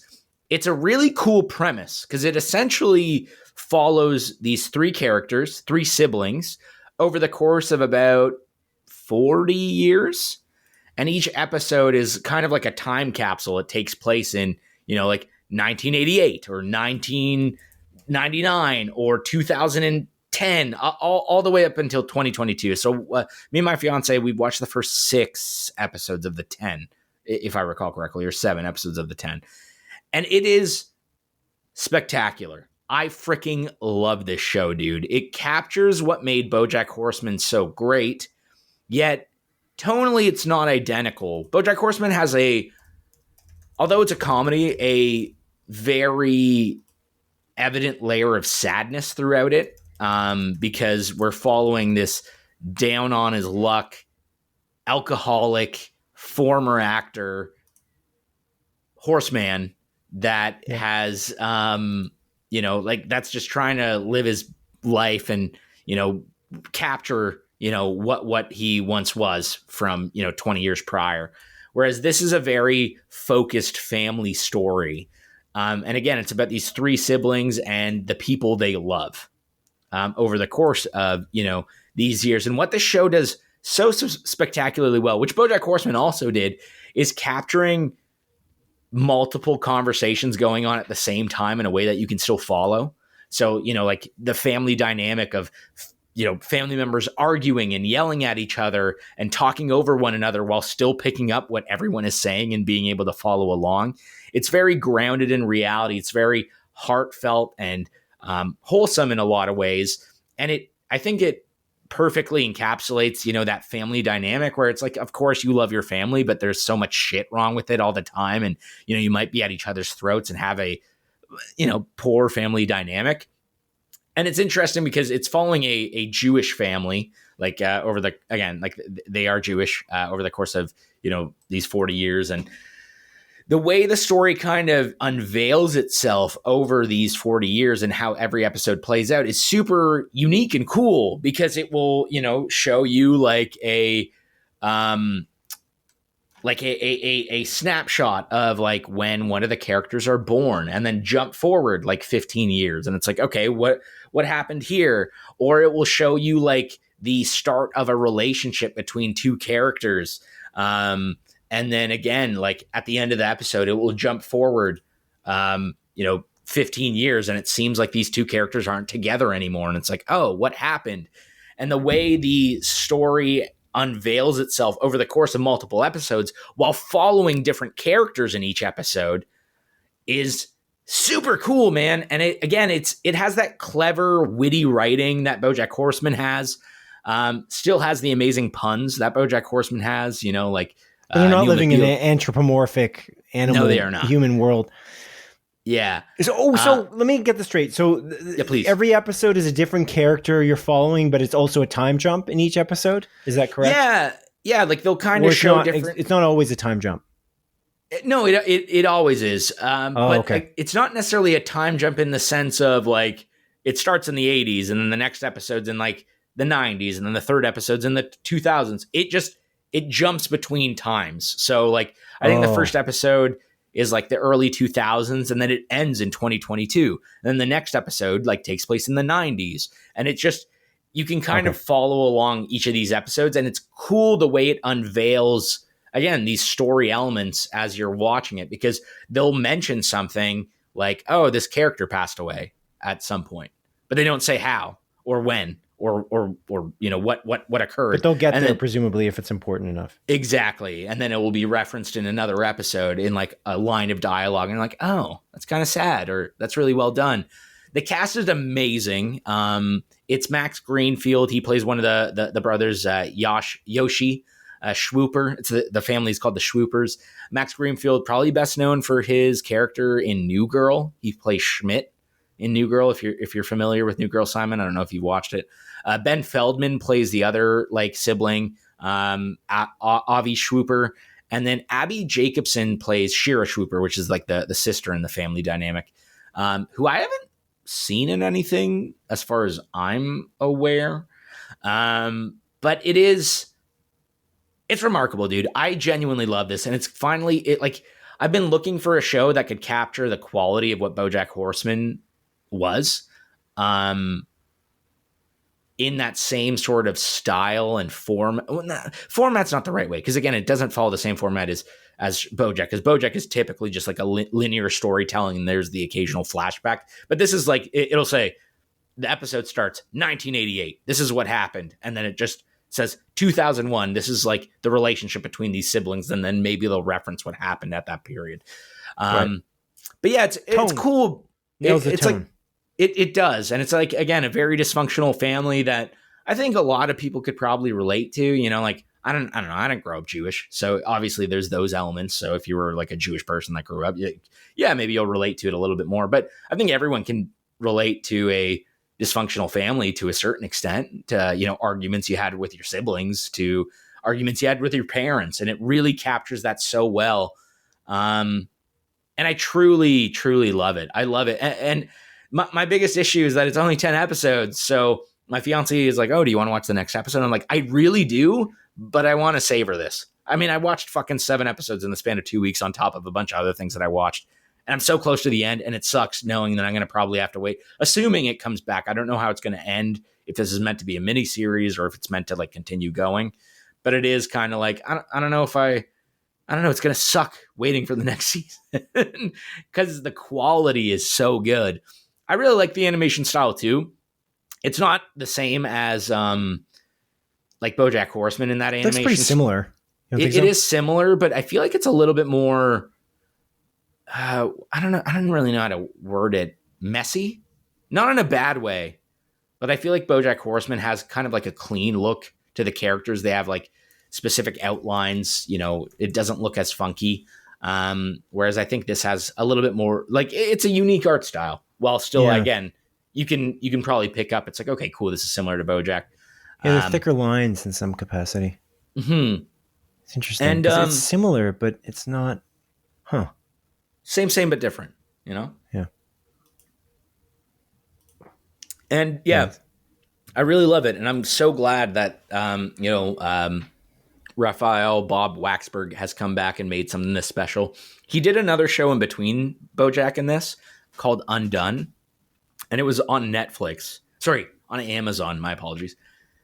And I watched the first season. That was really cool. And it did kind of a rotoscope animation style. It starred Rosa Salazar and Bob Odenkirk and a few others. And I really liked the first season. They came out with the second season, I think, last year. But there was such a big break between the two that I just never went back to it. So maybe I'm going to go watch these next, go back and watch the both seasons.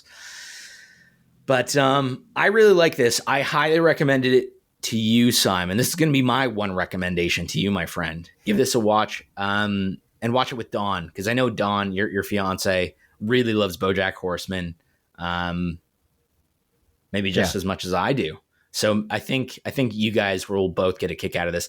It's really funny too, like it genuinely hilarious, just like BoJack, while still kind of capturing those like heartfelt and emotional beats. I haven't really like. I had a couple moments where I teared up, but I remember like vividly when watching BoJack, like the first episode that I cried to. I was like, damn, like what the fuck? Because it just kind of pulls the rug out from under you randomly. And you're like, oh, this is the kind of show that we're watching. So I think like mentally I'm a little bit more prepared going into this show, knowing what, Raphael Bob-Waksberg can like do with his writing. Yeah, I love it, man. I'm so glad that we got something this good. I'm excited to continue watching it. I probably won't bring it up again unless something revolutionary happens in the next couple episodes, but I do truly, truly love this show. I'm a big sap. I cry in everything lately. I don't know what's going on. Listen. I'm constantly crying watching Andor. I'm watching, the Is This Thing On trailer. A little glimmer of a spark in someone's eye makes you cry. It's just... You'll probably cry at this then, because again, there was one moment, I forget which episode, where I genuinely teared up. I'm like, damn, this is kind of sad. Yeah, the bear gets me constantly. The bear is very emotional. Andor got me too. So we're in the same. I didn't cry at a trailer, but I tear up. I just I think there's a passion for it. There's times where I've cried, like almost not cried, but almost cried, like when I see the passion someone has for making something. I don't know if you've ever had that, but I have like this on like a creative level. There's been a few moments like that where I can Bo see Burnham's Inside. When you mentioned that actually reminds me, because like his passion for creating that is so evident, and there are moments in it where it's kind of tear-jerking, but that's what it's a comedy special. It should. At the end of the day, it's a fucking comedy special that he did. It's like a dramedy special. Yeah, that for sure. Yeah. There's I can't remember what it was. I didn't put it in the montage because it was a little late, but there's like there's a Saoirse Ronan movie coming out where she kidnaps a child and she's a teacher, and they called it a drama comedy. I'm like, she kidnapped a child and they're living in her basement, and that's like comedy.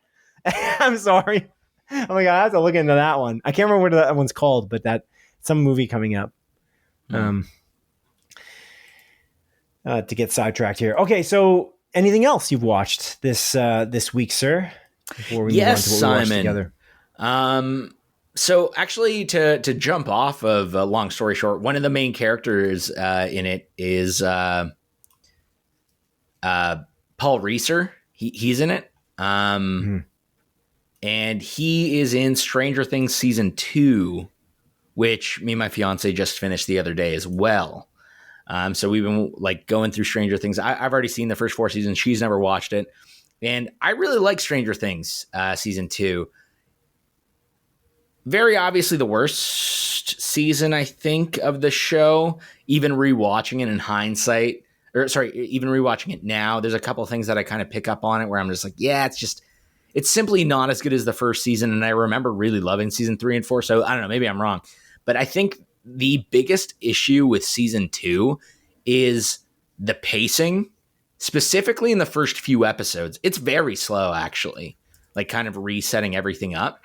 Not necessarily a bad thing, but considering how stellar that first season is and how like compact those 8 episodes are and how it's just going while still giving you enough time to develop these characters, I think they stumble a bit in season 2. It also has by far the worst episode of the entire series in that season. I don't know if you remember it, the Lost Sister episode. It's like an 11-centric episode where she kind of goes off.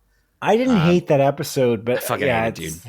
I feel like that whole season meanders. Like it's like kind of like they didn't know what to do. They didn't know what to do. They're like, we don't have a plan. We actually didn't think of this, and we didn't think we would get this far. It feels like they only knew what they wanted the ending to be. and they're trying to figure out for the ending of the whole show of season 2.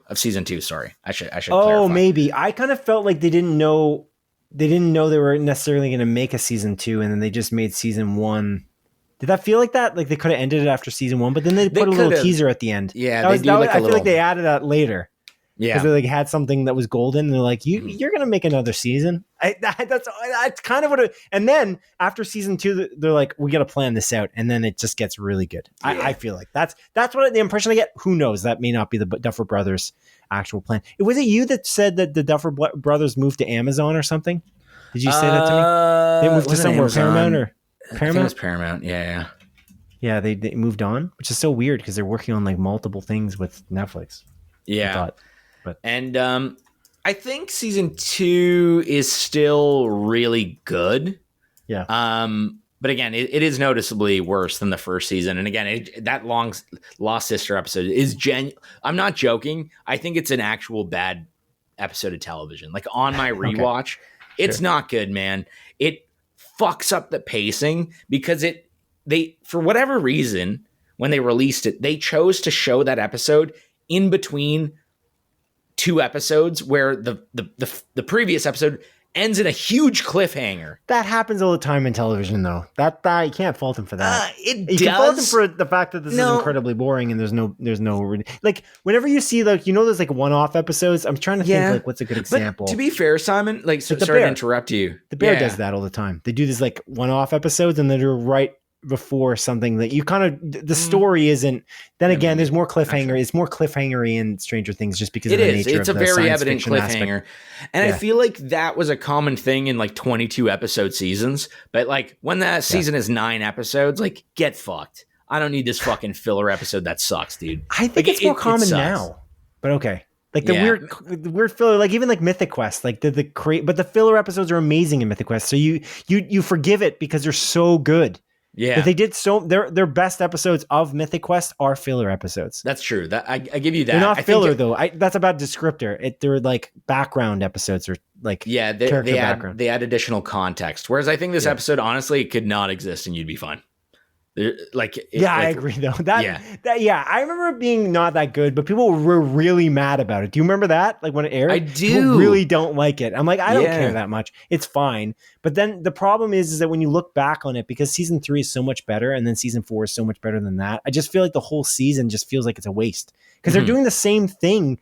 They're kind of just treading the same water as the first season, from my remembering. And I could be wrong. Really, I haven't watched it in a while. It's similar enough. But like, I mean, like the main difference is you have additional characters that are introduced that add kind of, I don't know. They add a nice levity. Like Bob, as an example, he's introduced in season 2, and he adds a lot of levity to the series. Yeah, I like Bob. I thought you were. Wasn't it you who said you didn't like Bob last week? I don't like what they do with the character. Oh, okay. Yeah, I'm okay with without spoiling too much. I don't like what what they do with the character near the end of the season. He's the most memorable part of the season from my like that and that weird episode. Actually, those 2 things are the things that I remember the most. Otherwise, I felt like it was a retread again of the first season. I like Bob up and Anyways, I don't want to dive too deep. Yeah, They make a very dumb decision with his character near the end of the season where it's like, what the fuck, dude. Okay. And I really love the introduction of Max in that season. And because I think she just plays such an awesome part in season 3 and 4. I forgot how mean everyone is to Max though. So like watching it, I'm like, oh man, I feel really bad for her. Sadie Sink does a really good job. And you're just watching it like, oh man, this poor little lady, like, come on, dude. But it's really fun. And dude, I meant to mention this last episode. I forgot how many episodes Sean Levy directs. Because he's directing, obviously, Star Wars. Yeah. He's directing Star Wars Starfighter. Obviously, like Daredevil, Deadpool versus Wolverine. He directed that. He's done so much. I would say he's most known for Stranger Things in terms of recent years, because he directed so many episodes of Stranger Things. Because we kind of give him a hard time. I think we've done that on this podcast where we talk about how he directed, like, what's that? The Adam No, not the Adam Project. Oh, it is the Adam. But there's a couple of those movies on Netflix that I'm like, they're so. He did. That's why I wasn't super excited about Deadpool and Wolverine. But then you think back and you're like, but he directed so many episodes of Stranger Things. Didn't he direct the pilot? I gotta look that up. But like he directed a lot of them. He directed a lot of the main episodes that are really good. And then obviously the Duffer Brothers directed a bunch of them. And I think the Duffer Brothers, it's cool because like the episodes they direct, they also write. And I'm wrong. The Duffer Brothers directed the pilot. Okay, I thought so. And it is cool because again, the Duffer Brothers really like they have a vision. And they're cool, but it is also interesting because the Duffer Brothers have done nothing but Stranger Things. So it's like, what are they going to do outside of this universe? And I'm very curious. That's kind of like the Game of Thrones guys, though.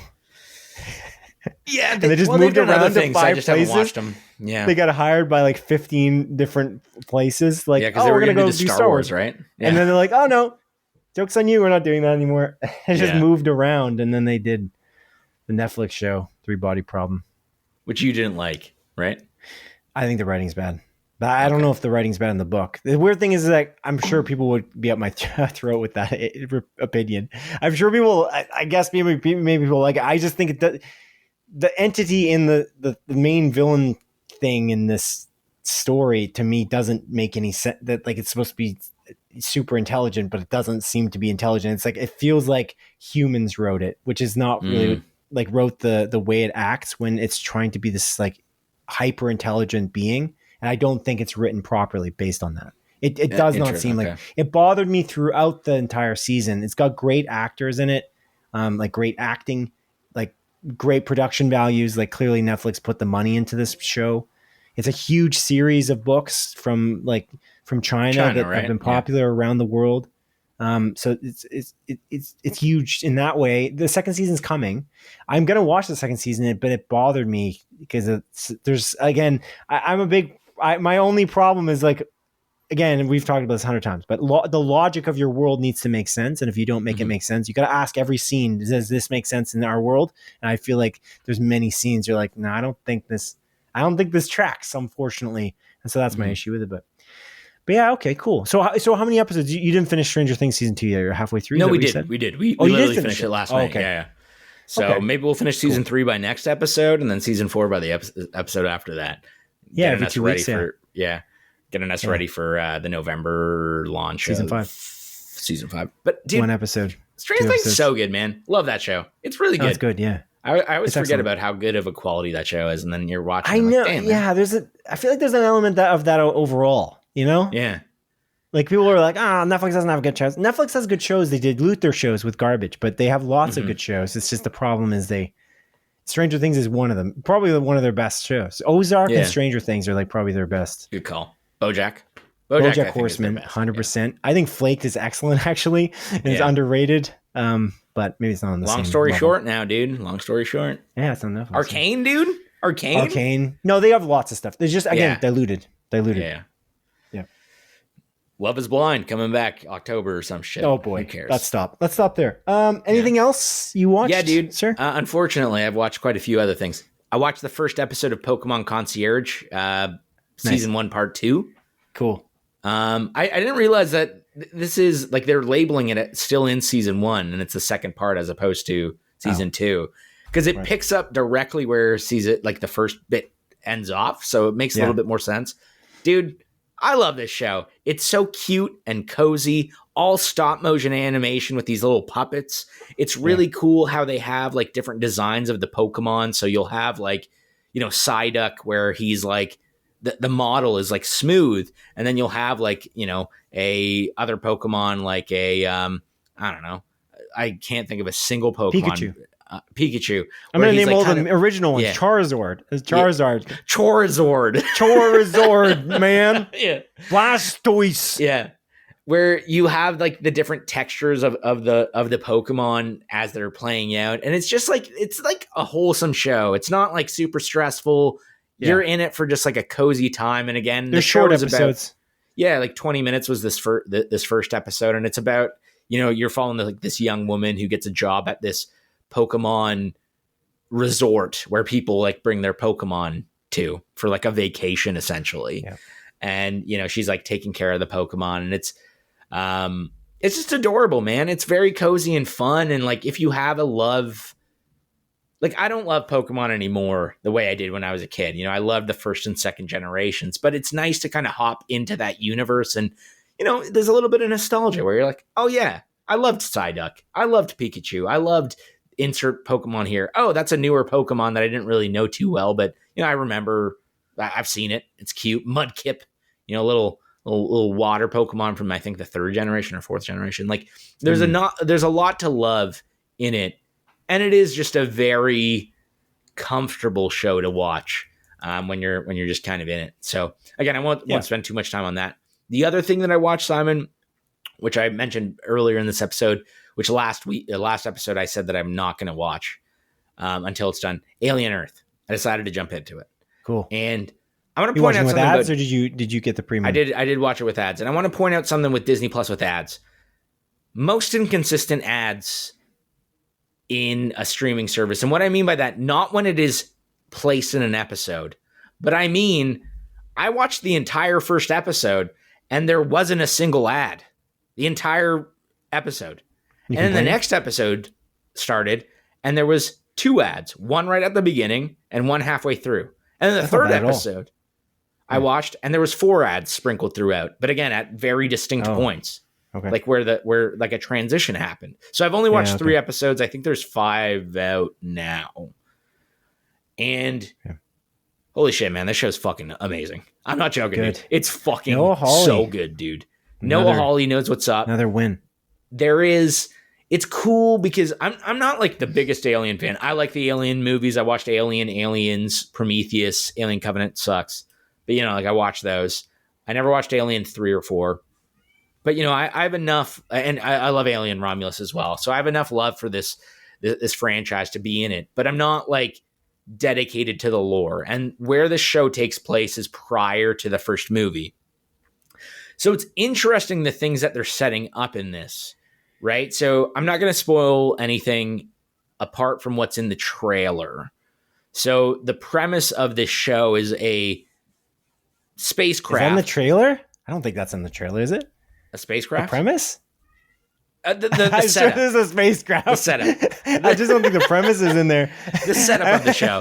Sorry. Did they have the setup in the trailer? I don't think so. Yeah. I don't know what's going to happen. I watched the trailer a couple times. I don't think I know what's going to happen. It's the actually most kind of the recent trailer. The beautiful surprise. Okay, then all right. Do you want me to be very... Okay, maybe I won't say Be pretty vague if you don't mind. Because I'm going to watch surprised. Because I didn't watch the last trailer leading up to the show.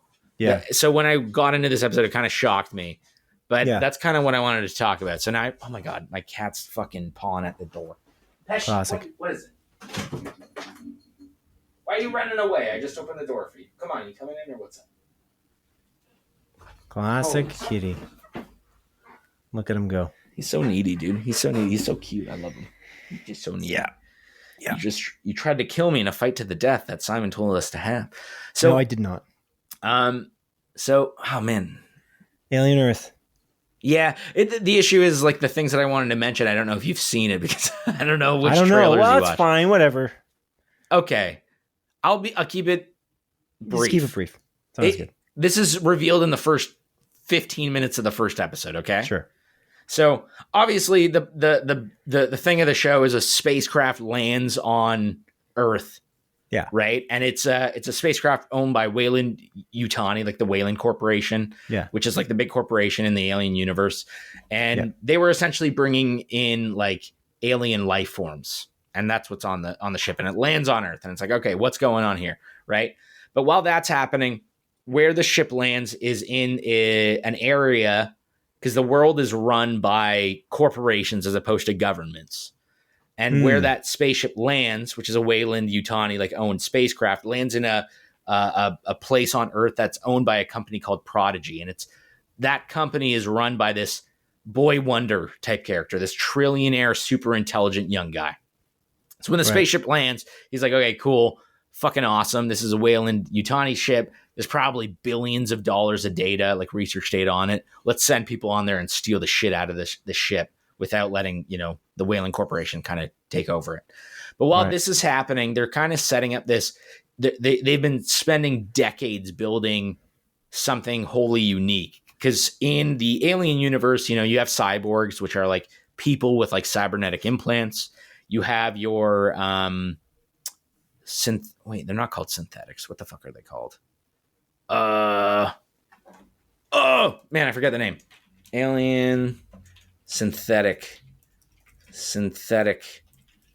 people. Synthetic ash. Are they called synthetics? Blah, blah, blah. Yeah, it is a synthetic. They're like androids or whatever. Yeah. So there's that. And then they mentioned that in this alien universe, the Prodigy Corporation has been doing like testing where essentially what they're doing is they're taking like a synthetic body and implanting humans into it. So there's this young woman who's in the show who's like sick. She's dying of cancer, and they put her brain into the synthetic. And that's kind of the setup of the show, right? It's like where it goes. The cool part about this, though, that's super interesting, is that this is technically the start of the Alien universe chronologically. Like if we're looking at the timeline, this takes place before the first movie. I didn't know that part, actually. Okay, it's revealed in the trailer. I'd missed that somehow. I don't know why I thought it, because it's called Alien: Earth. So I thought it has to be a sequel, because how could there be aliens on Earth? Yeah, so and this is a different kind of alien. Yeah, the alien that we know, like from the core movies there. Yeah, it's not. So yeah, there's. Anyways, I'm not going to spoil it, so I won't talk about it. Just to keep it vague. It's interesting though, yeah. So you like it? I do, and it's cool because it makes you kind of think. So as someone that, again, I'm not huge into the Alien universe, I wouldn't say I'm a super fan, but I know enough about the lore. I really like those movies, you know. Yeah. This is kind of the beginning. I guess it's post Prometheus, but pre-Alien, where this movie or where this show takes place is that they invented a technology that is never referenced again in any of the movies. And that technology is humans being implanted into synthetics. Oh, okay. So you're watching the show, and at least me as a person that has watched the other movies, I'm like, this seems like a very revolutionary science experiment that is never talked about. Right. So what happened with this? So it adds this exactly. So it adds this immediate layer of mystery. And I don't know, me as a viewer, I'm like, are they actually pushing, like, you know, putting these kids into a synthetic body? Are these kids just fucking dying and they're pretending that they're kids? What's happening? So it adds a lot of these layers, and it's super interesting. And it's essentially about this young woman who, again, she's dying of cancer. Her father gives her to this Prodigy Corporation, gets, you know, taken away from her brother. And when she's put in this synthetic body, her first instinct when she is back to life is, where's my brother that thinks I'm dead? So she's like watching videos of her brother, and that's kind of where the Ice Age. Right. Her father is Kyle Chandler, right?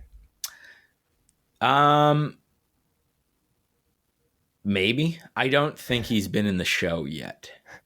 Just kidding. It is literally Kyle Chandler. I'm pretty sure. Oh, it is? Oh, the actor. Yeah. Sorry. Yeah. You're right. I'm just joking. It's not. Like, I don't think Kyle Chandler in the show. I'm like, he hasn't shown Alien Earth. He's not in it. I'm just kidding. Okay, that's who it is, right? That's the yes. What's her name? The main character? Sydney Chandler. Is that her name? I think so. Yeah.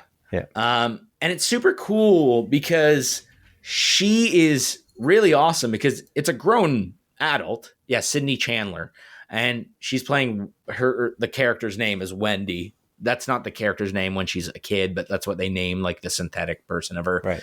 And it's interesting to see this grown adult act like a kid, but not in the comedy way of, you know, your Will Ferrell movies where he's playing like Step Brothers, you know, where he's playing like a fucking big child. But it's like, no, like she's a kid and her personality is childlike, and the way she reacts to situations is childlike. There's an element of that in another thing we watched this year. Little Hideo Kojima production. Yeah. Actually, that's a great point. So it's super interesting, and it feels very anime because of that. You know, there's the typical anime trope where it's like, oh, it's a grown woman, but who's inside her? A 5-year-old kid, or the opposite, where it's like it's a little kid, but this kid's 1,000 years old. You know, so it's interesting. Like I made that kind of comparison to anime tropes, but not important to the that's just kind of an aside there. Timothy Olyphant, though, in it, spectacular. He's Dude, so good in everything. He's so fucking cool. He's so cool. And there are these elements where I'm watching it because we know that Predator Badlands is coming out, right? Yeah. Which is very clearly connecting the Alien and Predator universes, right? And disconnects what I just said a moment ago, actually. Weirdly. Yeah, touche. Yeah, funny enough. Yeah, Elle Fanning. Crazy. Holy smokes. So it's very interesting on that. But there's also an element where there's a lot of speculation online that the Alien, the Predator, and the Blade Runner universes are all connected. And Timothy Olyphant is playing this. Wait, guy Blade Runner's connected? Apparently, there's a lot of rumors online. I don't think that's proven. Yeah, it's not. It's not proven. But Timothy Olyphant's playing this white-haired dude that looks very similar to the villain of the original Blade Runner movie. Obviously, this takes place, I think, in 2100, where I think the original Blade Runner takes place in the early 2000s, timeline-wise. So they're obviously not the same character. But there is like a lot of speculation, and it's like, oh, that's interesting. Anyways, I'm kind of going off on tangents here. But, dude, holy shit, the show's so good. And the action in it, like, they don't pull their punches. And the thing that I like about this is that the storytelling is very methodical. Like they're taking their time telling the story, but at the same time, they're not waiting to reveal things. They're constantly revealing stuff that's going on in the universe while adding additional mysteries, while, showing these two characters meeting where you're like, oh, I feel like in like your traditional 22 episode series, like this would be an entire season plot line, but it's solved within like an episode or two. And it's like, it's crazy how well Noah Hawley has balanced this almost like fast paced moving forward storytelling with a very well thought out tale that's just so tight. I don't know, man. It's very spectacular. I really, really love this. I'm excited to keep on watching it. I think the entire cast is amazing. And I think you're going to fucking love this, dude. Obviously, as a fan of Fargo, and I know you're not a huge Alien fan. I think you're kind of similar to me, where not a huge Alien fan. You like Alien, you like Aliens, you like... I think Alien's the best one. Alien? The first Ridley Scott film. Yeah. It's really good. I love Alien. I love Aliens as well. I love Prometheus. Yeah. I love Alien Romulus. Romulus is really good too. Yeah, Covenant sucks. Alien Covenant fucking sucks. I didn't see that one. You don't have to. That's another Ridley Scott one though, right? Because he came back for that one, right? Unfortunately. After Prometheus. Yeah, unfortunately. Unfortunately. Yeah. But Ridley Scott is such an interesting director because he directs such an eclectic group of film. Like there's such a huge, his catalog of movies is so crazy. Like he'll make like a movie about some lawyer, and then he'll make a biopic, and then he'll like about Napoleon, and then he makes Alien, and then he makes Blade Runner, and then he's made Robin Hood with what's his name? Russell Crowe. Thank you. I almost said Kurt Russell. Obviously not correct. Yeah, sometimes Crow Russell. Sometimes we save each other. You said synthetic, and I'm like, I think it's called synthetic, and you're like, it's not that. I'm like, oh, okay. So I was just quiet. I was like, I guess it's not. I don't remember. It is synthetic. It is. Yeah. All right. Yeah. Okay. Really That's good cool, though, man. Like, I'm gonna watch it. Because I don't have Disney Plus right now. I'm doing it at cancel, come back with Disney Plus right now. Because of my, other people who had it kind of dropped. Like you can't use it now because of the password sharing rules. Yeah. And Netflix, I don't have either. So I think for probably for Halloween time, like nearing October, I'm going to jump into Alien Earth because it's kind of horror spooky adjacent. It'll be done by then too. And probably Tim Burton's Wednesday on Netflix, probably in that same similar time frame. But yeah. Spooky season. Yeah. Spooky season kind of starts in September 1st. So I'm doing a little bit of spooky things. I'm playing some spooky games. What spooky games? Things like that. I'm playing Alan Wake. So Alan Wake's a spooky game. I saw you playing that. I'm so excited. You going to play Alan Wake 2? I can't wait until you play Alan Wake 2. Did you buy it because it's on sale? Actually. It was on sale for like 70% off, right? Something crazy? I saw it on sale and I'm like, maybe I should just play Alan Wake 1. Yeah. I don't like spooky. I don't like getting spooked. I'm very I get spooked easily. Yeah. you know, you're gonna fucking love it, dude. It's very scary, but a masterpiece. Alan Wake 2 is a masterpiece. It's exciting. It's exciting. Yeah, it's like you got, you know, lost to Baldur's Gate 3, and I'm pretty sure I'm going to be like, how?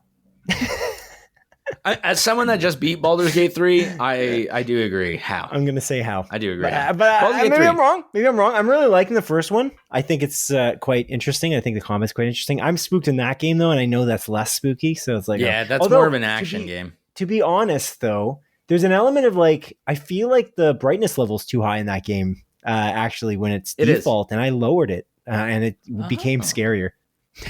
Yeah, interesting. Like it became scarier on my OLED TV because I'm like, oh my God, I really can't see. And then every time these guys would sneak up behind me, I would get like, there'd be jump scares because of the darkness. Like it's really dark. It's partly a light and dark contrasty thing. So it's going to only be like 3 times worse for Alan Wake 2. So it won't be Silent Hill 2 level. Alan Wake, so I'm not playing Silent Hill 2, you know, I'm playing Alan Wake. You should. I'll let you borrow it. I am not. I am not doing. Yeah, somebody was trying to convince me to play Outlast because I was joking around that I wouldn't play Silent Hill 2, and they're like, "You should play it. You should play Outlast." I'm like, "No, I'm not doing that. I'm not playing these." Silent Hill 2 is spectacular, man. Holy shit! That's an interesting franchise that I wonder if they'd ever make that into. Did they announce that they were doing an Alan Wake movie? I don't remember. That's like primed for a movie. I'm kind of shocked that like there's all these other things. Life is Strange, again, strange in comparison to like Alan Wake. Alan Wake is like a cool. There's an element of it like the narration's very almost like Scorsese. You know, you're like he's narrating his like situation as an author. It's such an interesting concept. Alan Wake and Control film and TV confirmed. All right, we'll see with Annapurna.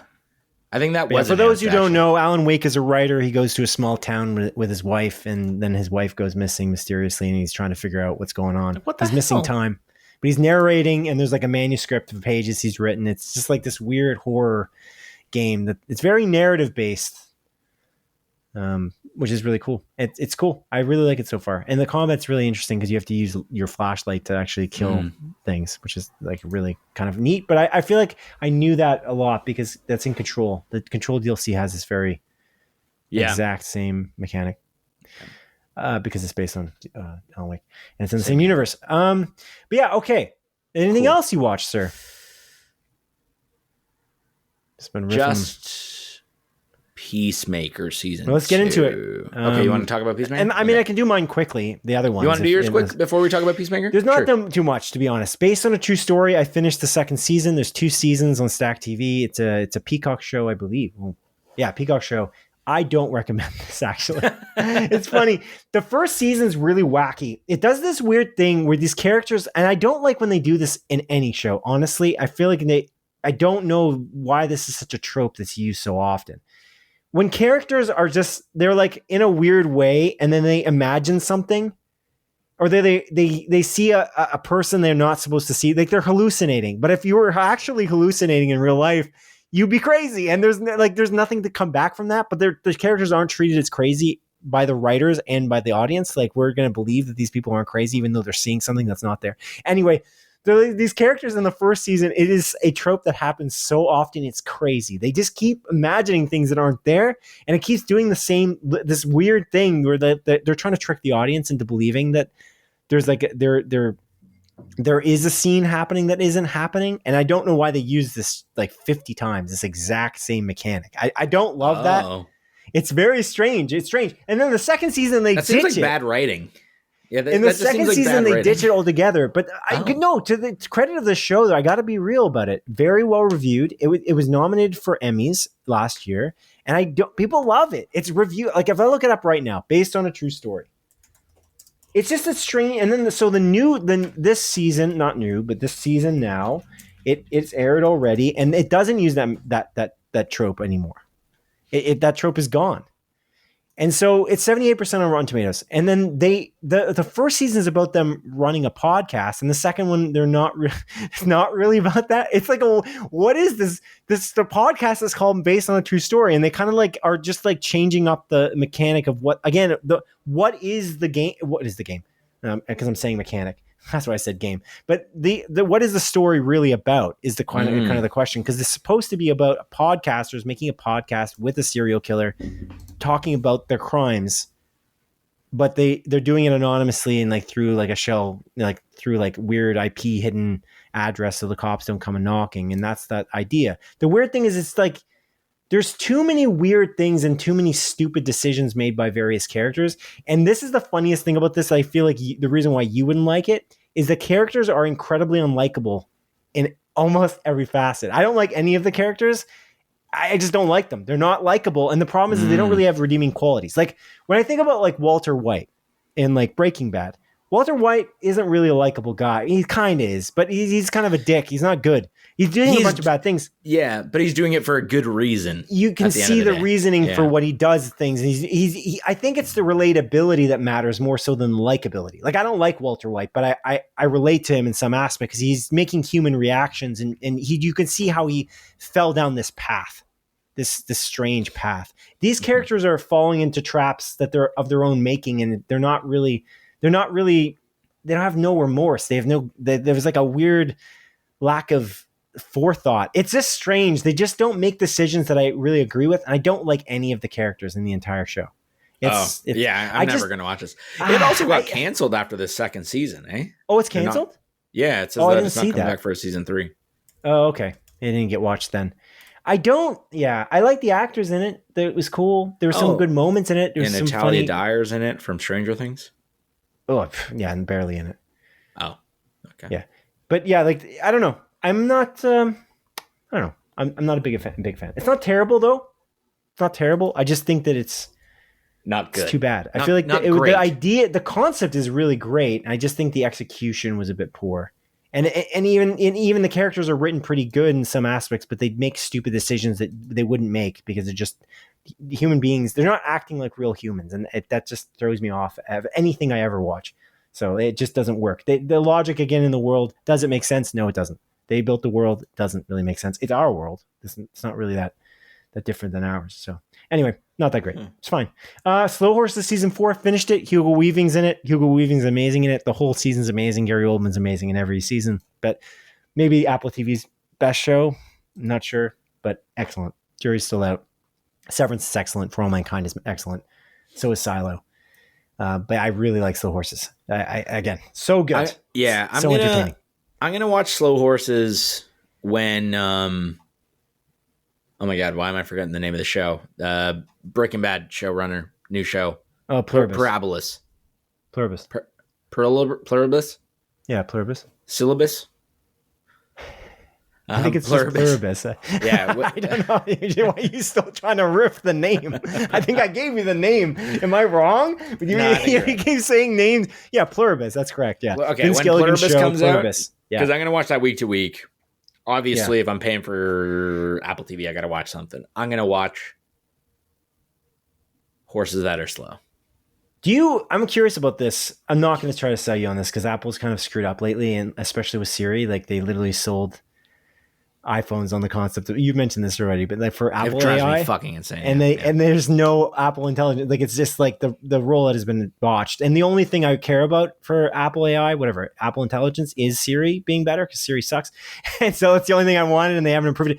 But what I will say is this: do you not have iCloud? I do. Oh, so you just pay for iCloud separately? Yeah. Yeah, but you don't use Apple Music, so you don't double up with that. Okay, yeah, never mind then.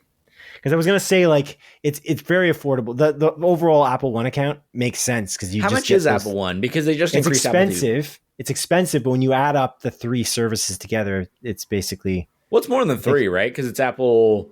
It's 5. Yeah, it's a lot. Yeah, because there's news and news, Fitness Plus, Arcade, Apple TV Plus, Apple Music, and iCloud. But if you don't use Apple Music, it's not worth it because Apple Music and now Apple TV Plus actually, but iCloud are the most expensive. I share my whole account with all of my family. That's one that's not. They don't care about where your household is. That's just not something. They better not, because if they do that, then it's canceled. That's canceled for sure. If they do that, it's over. Keep an eye out on your email, because apparently YouTube is cracking down on the fucking family sharing bullshit. It's crazy. Okay. It's fucking stupid. It's YouTube. Everyone watches YouTube on their fucking phone. Get fucked, man. You're crazy, Google. Yeah. I don't think Apple will do it because they have a limit of how many people there are. So the family's already kind of shared. So my family's sharing. So does Google. Yeah. Yeah, that's crazy. Yeah. It's fucking dumb, dude. It actually doesn't make drives sense. me a little. This is just not insane. it's not a good way to do it. I just don't think you got to create value, not like take it away. I don't know why they don't know that. It seems obvious. I know that they have a problem with people, I'm sure, sharing accounts who are not like almost not related or like maybe selling accounts, but that has to be really rare, like selling account passwords. I just don't think it can't be that common. It just seems insane because it's your whole Google account. You're not going to share your Google account. I don't know. It's just strange. You literally invite other emails to it. Oh, right. You're inviting it. They're different emails. Yeah. Yeah. Yeah. I don't understand then. It's dumb. It's stupid and fuck you. It's greed. Google. It's corporate greed. That's what it's dumb. It's dumb as fuck. And I'm at dude, I watch so much YouTube. It sucks because there's just so many content creators I just want to follow on there. Yeah. I refuse to watch advertisements. There's like 800 advertisements. Anytime I watch YouTube with ads, I want to cut off my legs. Whoa. It pisses me off, dude. I'm viscerally upset right now. Let's end the episode. I'm just mad. There is some crazy stuff though with all of these. I don't understand. They're not getting it. They're just not adding value enough. They're just keep increasing the pricing and making it more restrictive. It's crazy because did you notice all of these different streaming services are trying to or at least Disney Plus is working with HBO Max in the States and working with Crave here in Canada. Yeah. And it's like you're creating a cable network, like because you're locking us in, right? The idea is if you do that, it's a good value. I looked at the Crave plus Disney Plus deal. It is a good deal, but the problem is if you cancel one, you're canceling both. So you end up just being locked in forever. That's why they're trying to do this because they realize people are canceling, coming back. And I did the math, and I'm just going to keep canceling, coming back for each of the services, and I did the math on like where the it's like about a 25% value you save. But I don't know. It's a strange one. There's a lot of weird things. Did you notice as well? This is one of the worst things. I had this in my notes here for a banter topic at the beginning of the show. If you look on Apple, do you use the Apple TV Plus app to look up shows and where they are? Okay, perfect. I hate that Apple allows Amazon to do what it does. I hate it so much. Who likes that? So when nobody. For context to other people listening to this podcast, if you're listening, 2 hours and 30 minutes in here, if you look up a show, so let's say I look up. What did I look up this morning? I looked up. I know exactly what it was because this show is really well reviewed, and I'm so happy that it is. The Paper is a 90% on Rotten Tomatoes, above 90%. Ooh, yeah. Incredible. But it's on Peacock. We don't have Peacock here in Canada, so therefore it has to be moved to some streaming service. But I don't have Peacock. You pee on it? No, out. Okay, yeah, good. Yeah. Good. Well done. I piss in the air so it falls back on it. I was wondering, what kind of sicko are you? Do that? Yeah, anyway. It's impressive, The honestly. Paper, really well reviewed. It's on Peacock, obviously, because it's NBC, Universal, so it has to be on their own streaming service in the States. We don't live in the States, we live in Canada, so therefore it has to be put on one of the streaming services here. And in the streaming services that chose it, in this case, is, of course, my least favorite one, Stacked TV, which isn't even a streaming service. It's connected to Amazon Prime Video. So I looked it up on Apple TV Plus thinking, it's available on Amazon. Great. Click Watch Episode, which is it literally says it in the Apple TV Plus. Watch Episode. I click Watch Episode, opens it up and says you don't have a subscription to Stacked TV. Then why are you telling me to watch the episode? Like that's not how it should work. How do they not know this? And then the thing is that Apple sells episodes on their own thing. Apple sells streaming services in their own. They sell it out of their app store. They allow you to subscribe through their app store, and they allow you to buy episodes and seasons through Apple TV Plus. But they still point to Amazon. You can go rent a movie on Amazon. Why would I go rent a movie on Amazon when I would just use Apple? It doesn't make any sense. I'm on the Apple TV Plus app. How is Apple, the monopolistic Apple, letting this happen? That's my question. I don't get it. Yeah, it doesn't make sense. It's dumb as hell, dude.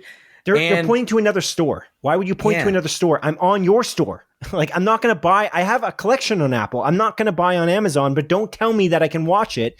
Because what happens is if you can't watch it, let's say I don't have the streaming service. Let's say, I don't know, Lady Snowblood. I looked up Lady Snowblood this afternoon I was I thinking don't know what the fuck that is. I'll be honest with you. That's a samurai movie. I'm gearing up for Ghost of Yotei. I'm gearing up. It's a revenge story where this. It's a samurai movie made in Japan. Oh, anyway, dude, sorry. Yeah, what's up? Watch Blue Eye Samurai leading up to Ghost of Yotei. Watch Blue Eye that's Samurai. Netflix, right? Netflix. Yeah, it is. Blue Eye Samurai is that the Samurai Jack guy? No, that's a different. No. Who's this? Who's the creator of this? I don't know what they've done prior. It's a wife and husband. I think the wife is Japanese and the husband's a white dude. And the reason I'm watching Lady Snowblood is it's one of the recommended movies by Sucker Punch. They have that film festival going on at what's it called? It's like our Alamo version Draft of House. Cineplex. Yes, Alamo Draft House. It's like our version of Cineplex VIP here. Basically, Cineplex monopolizes the entire theater industry here. Basically, but yeah, whoa! We got amazing landmark cinema that people go to. That's true. We have the Apollo Cinema that they're but they're doing the same thing Cineplex is doing. It's not like Alamo is really doing VIP exclusively. They're doing what VIP does here is that you can buy drinks and buy food and watch a movie, and it's like a dinner and a show. Shit-faced. Yeah, it's cool. But yeah, so Sucker Punch basically, you saw that, right? They have like a list. They have like these movies they're playing, and then you can go to Alamo Draft House, and they have these like cool popcorn buckets with the symbol for like Ghost of Yotei, the upcoming PlayStation Studios exclusive. Mm-hmm. So it's cool. Anyway, what was I saying? Oh, I looked up Lady Snowblood, and then it didn't say go to Amazon. It claimed buy or rent. I'm like, okay, yeah, buy or rent. Why is it doing that with Amazon where I can click it? Usually it will say buy or rent if I can't get it on a different streaming service. In that case, Lady Snowblood, not on Amazon. But anyway, the point is Apple needs to get their shit together. That is one of my biggest pet peeves on Apple devices right now, other than Siri. The issue as well with the paper exclusively, I looked it up because I remember I looked this up a couple days ago prior to it releasing because I was curious. Yeah. And it gave me two suggestions before it's on Amazon Prime. Oh, okay. Because now it gives me Amazon Prime Video. It also gives us TELUS TV Plus. What the fuck is that? Oh my God, another one. The two that popped up before that are still here are River TV, live TV streaming. What is that? And Global TV. Watch full episodes in live TV. Are they on there? Is the paper on there on Global TV for free? It could be. At no Global's additional cost? interesting though, because Global, they take their episodes off, I think, after a short time. So you have to kind of get in right away, and there's ads. I don't remember exactly. Our streaming services in Canada are really shitty because, again, they're monopolized by our big three here. Like Bell, TELUS, and Rogers. Not TELUS as much as Bell and Rogers, but Bell and Rogers own the TV networks as well. There's just like a crazy monopoly, and Bell and Rogers are obviously our telecom carriers or sell us TV, and it's just so bad here because the streaming services are so stuck in the past. Like CTV is the worst one. You can't get CTV. Global, I think you can watch, and they'll just show you ads, and the Global app is on various platforms. I don't know if it's on PlayStation. I don't think so. I know you use the PlayStation 5. It's not. Yeah. But I have the opportunity on an Apple TV. I own an Apple TV, so I can log in on there. But yeah, I really Amazon Prime also, I must say, like Amazon Prime has one of the worst user interfaces. It's just like a kind of a mess for me too. It's very convoluted. I don't think it's necessarily bad. It's not terrible, but it looks throws everything at you. And like it'll be like, oh, it's like new to Amazon Prime Video. So like I opened Amazon Prime right as you were talking about it because I was curious. And it says new movie release, and it shows Together, which unfortunately we didn't watch in theaters, or I didn't watch in theaters. It's rent. You got to rent it. And it's like rent or buy. I'm like, yeah, okay, it's a lie. It's like, garbage. I'm on Prime, dude. They're just trying to sell you stuff. Thing, dude. Yeah, I hate that. Like, I wish you could filter by things that are on Amazon Prime. Like Crave is funny. Crave is actually better than this, and Crave does the same thing in that you can buy various. I find Crave is easier to navigate in that regard. Although Crave has French only French versions of English movies. Twilight is actually one example. You can only watch what? Of French. You can only watch Twilight. You tried to watch Twilight recently? No, but it popped up. Okay. Out of curiosity, because it was on there, and I was like, "Oh, Twilight." I'm gonna. The worst one was I told you that story about Heat, like the Al Pacino movie. Yeah. That was really bad. That really pissed me off. Because obviously Michael Mann made the movie in English. Why are people watching this with an English dub? Or sorry, a French dub. Why would you? Why in Quebec would you watch it? Actually, Twilight's still in English for whatever. I swear to God, I looked at Twilight and it was only in French, but I guess I'm wrong. And then sometimes they have the French title art, like the cover art. Dude. And then it's in English. I don't know what Le Petit. They don't know. They got to get their shit together over at Crave. But again, it's owned by Bell. So what are we going to do? Yeah. Can't do anything. I can't complain too much because I get Crave for free through my Bell. I think the most frustrating thing is when I find something on Apple TV Plus pointing to, like, I'm looking at Apple TV Plus app, because the Apple TV Plus app, as much as it's a streaming service, if I didn't explain this properly, it points to whatever you can literally look at every single movie or TV show that ever existed, and you can find it somehow. So when you type in the paper, which isn't on Apple TV Plus, it will point to wherever it's available. That was what I was trying to say before. But yeah, there's an element of it where you can search. I don't even remember. I lost my train of thought. Whatever. Regardless, let's move on. I'm actually looking up the paper now on Apple TV Plus, and I can't even see it. It's not even on here. It doesn't show up at all. That's Apple Search, though. That's just Apple Search lately. It's not good. Yeah. Okay. Are we ready to move on to the last thing I watched? Or Peacemaker? what are you doing? I think so.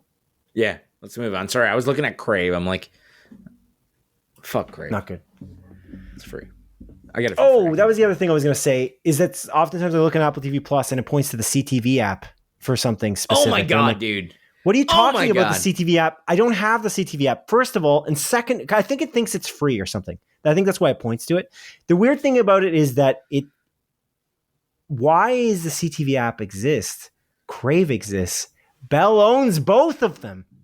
Just put them on Crave. Put the shows that are on CTV on Crave. Why would you not have? I pay for Crave. It's $21 a month. It's not cheap. Anyway, okay. That's the end of my rant. That was a fun 45 minutes on. I don't know how long we were talking about this. But I don't know, man. It doesn't fucking matter. We're just here to talk to each other at the end of the day. Yeah, that's true. No one's listening to this anyway. Okay. So now the only last thing I watched, I will say, I just watched episode 9 of The Studio. Man, they love Wonders. Yeah, dude. Yeah, what a crazy episode. I love Bryan Cranston in it. He's really funny. And yeah, it was good.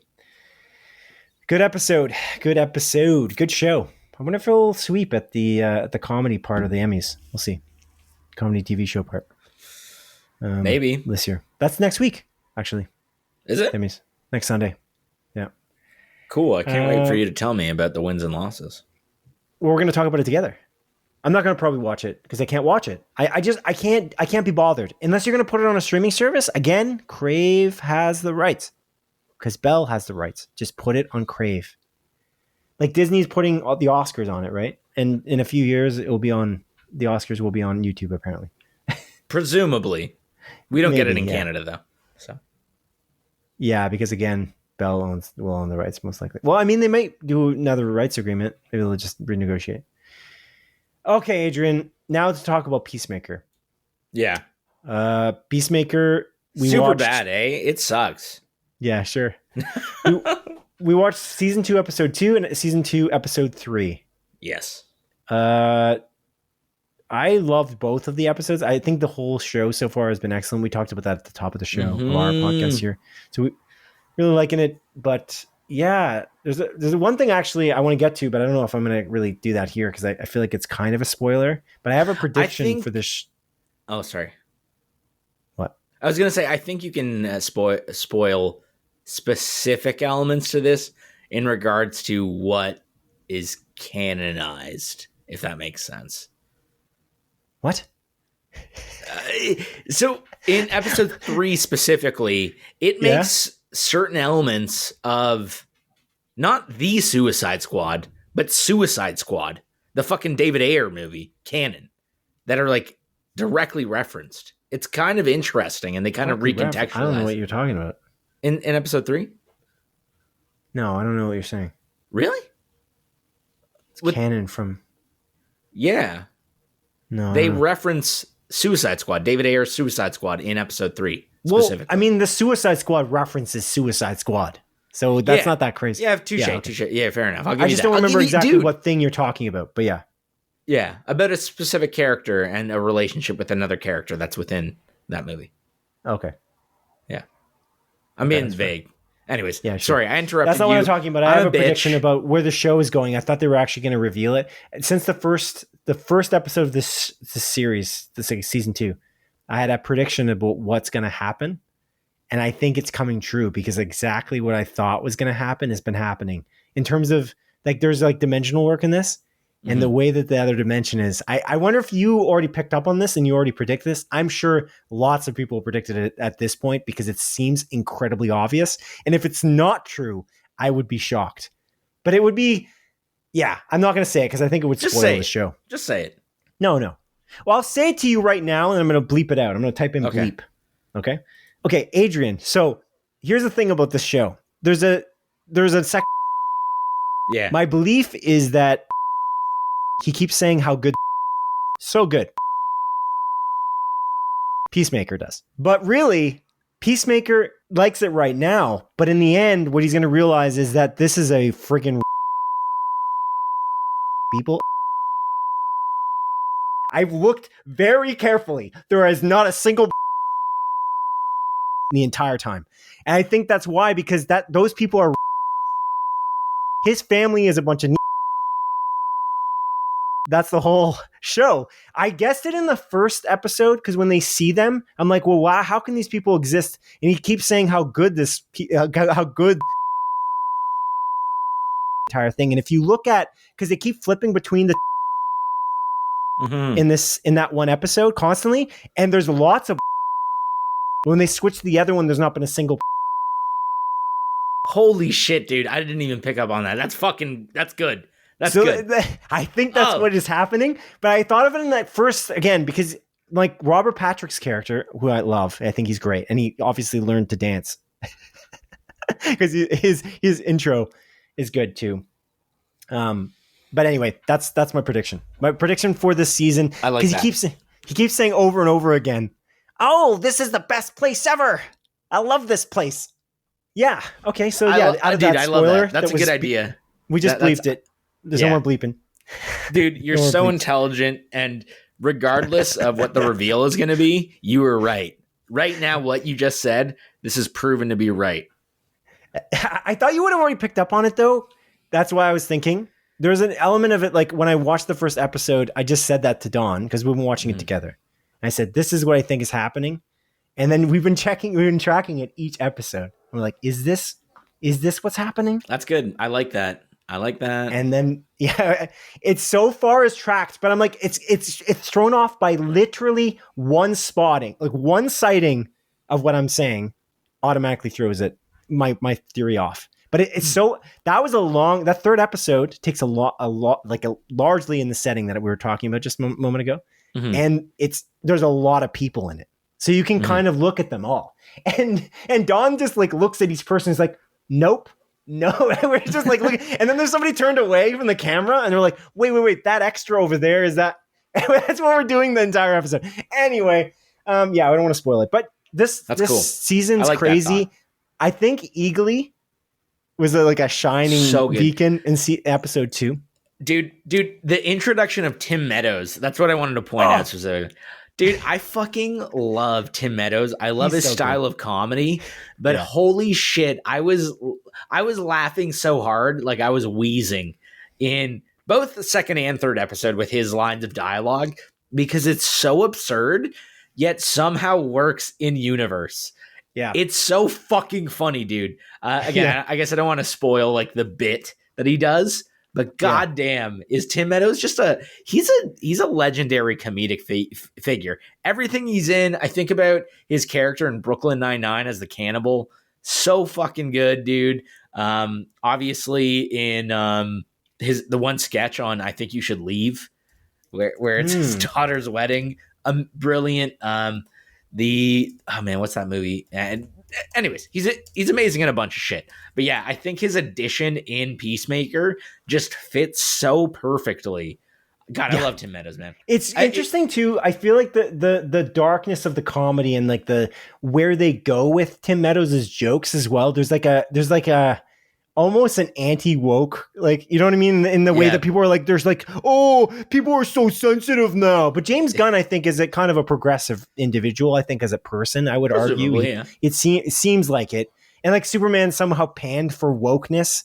And it's like, you just shut the shit up. You know what I mean? It's just garbage. And it's just interesting because the comedy just goes everywhere, especially Tim Meadows. The nicknames he gives people in particular are just crazy and offensive. But it's like the offensiveness is it's just fine in the show. There's so much offensive nonsense in it. Like just naked bodies everywhere. Oh my God. Breast galore, dude. It's crazy. It's just, it's cool. I really like it a lot. And again, I think that maybe they even improved on Eagly's like CG in some aspect, but the Eagly fight scene is really cool. And so in the second episode, appreciate it. Yeah, I appreciated that a lot. I do agree with you there. Yeah, I feel like in the first season, as much as I loved the first season, there were moments that could kind of take you out briefly. Yeah. But yeah, I don't think that is existent in this second season. I also, again, I loved him in the first season, but Adrian, I know it's my name. Simon, it's me. Yeah. The Adrian's Vigilante. His character is so amazing. Good, dude. I love the comedic elements because he just plays like there's the pants. The pants in this. Oh, amazing! It's just so good, but he's just so weird. He's just a weird guy, and he's kind of got like this he's got like a serious serial killer vibe to him. Yeah, like, really he goes around and murders people because he doesn't seem to know. He has his moral center is like freaking askew. Yeah, he gets embarrassed by things autism. It's literally like super autism in like a way where it's just. But he is socially aware, but for the wrong things that don't make any sense. Yeah, that's what's so weird. Is like he's got some reverse I don't even know. He's got he feels guilty and embarrassed for things that we would never feel embarrassed about, and then he murders people, and he's not embarrassed about that at all. It's bizarre. His deepest, darkest secret. It's crazy. It's so dumb, dude. And again, it's a lot of stupid stuff in this show in general, but it's so good. It works. Honestly, I feel like the intro sequence just sets the tone for the entire show. Agreed. One thing that we didn't actually mention, because we didn't really talk about the intro sequence in last episode. Yeah, but what are you gonna say about it? I like it. It's worse. But it is, yeah. It's just not as good as that. They don't seem like they're in sync sometimes. I agree completely. That's my issue. And it's throwing me off. I feel like the first one was so well choreographed, and I feel like they had such a focus on it. And then in the second one, it's like they did it maybe a few times, and they're like, all right, you know what? This was probably the best take we could do, so fuck it. But the actions they're making are good, but they have to be perfectly in sync. You're filming it, so you got to do it perfectly. You can't miss a beat at all. Yeah, I think that the first time they might have taken it more times because they thought we have to nail this because it's so ridiculous in the first place, and then they already did it the first time, so that the second time when they changed it up, they took some liberties. But I would say though that James Gunn has said that Robert Patrick had the worst dancing the first season. His one moment is actually one of the best moments in that entire dance sequence because apparently he worked really hard at becoming a better dancer because he was embarrassed.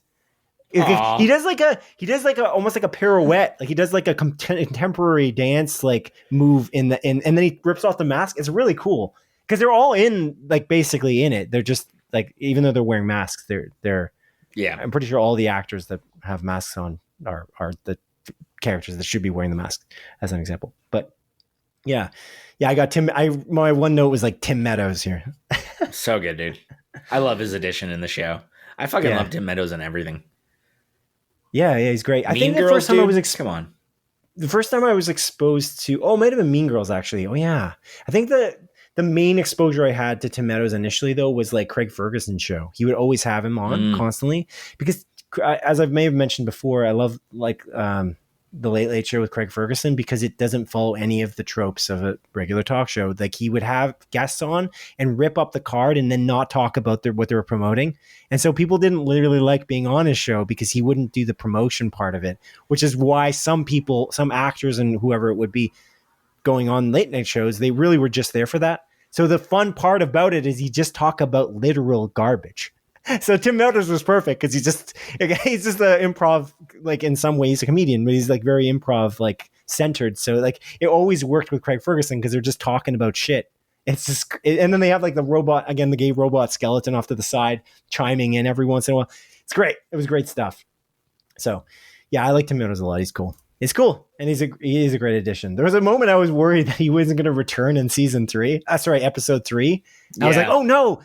I think you know what I'm talking about. Yeah. And then they were like, oh, thank God he's still, he is going to be in some capacity. So it's exciting. Oh, and there's also Michael Rooker's edition. Yeah, where he shows up and he's playing essentially like a fucking Native American person, like weirdly like a white person pretending to be Native American, and you're like, pretending. Dude, yeah. It's like, dude, what? It's crazy. Yeah. That also the fight sequence. We gotta mention that the fight choreography in the second, so the third episode is literally incredible. And so again, there's an element of what James Gunn really cares about.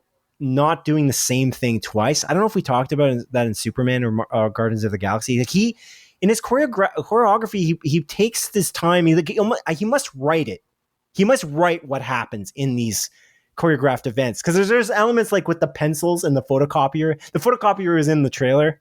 Yeah, actually, I looked over to Dawn. I was like, "Oh, this guy, he's gonna get crushed by a photocopier," and she's like, "A what?" She like looked over me and she's like, a what? A what? And I'm like, a photocopier. And like 2 minutes later, the guy gets crushed by a photocopier. And she looked over like, what?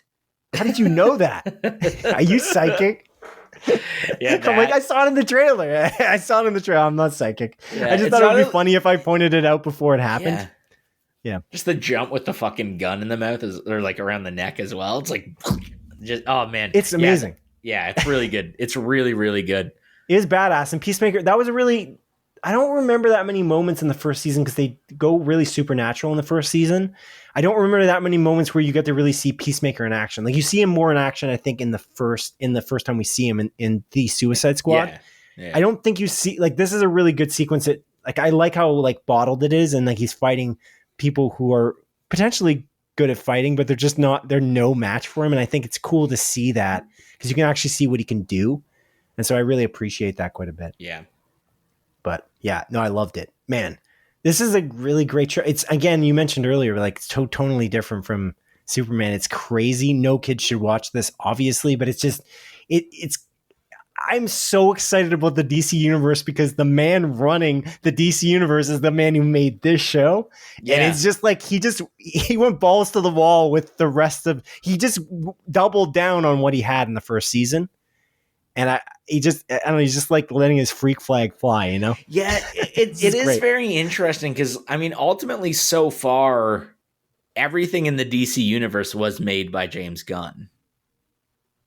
Everything. Yeah. That's what's scary. Yeah, like the Suicide Squad, which is technically canon. Him, Peacemaker, him. But that one's not in it. Technically, the Suicide Squad is not. Doesn't. Yeah. Yeah, I guess Suicide Squad. Yeah, like. Yeah, I guess that was David. Canon starts at Creature Commandos, is what I'm saying. Yeah.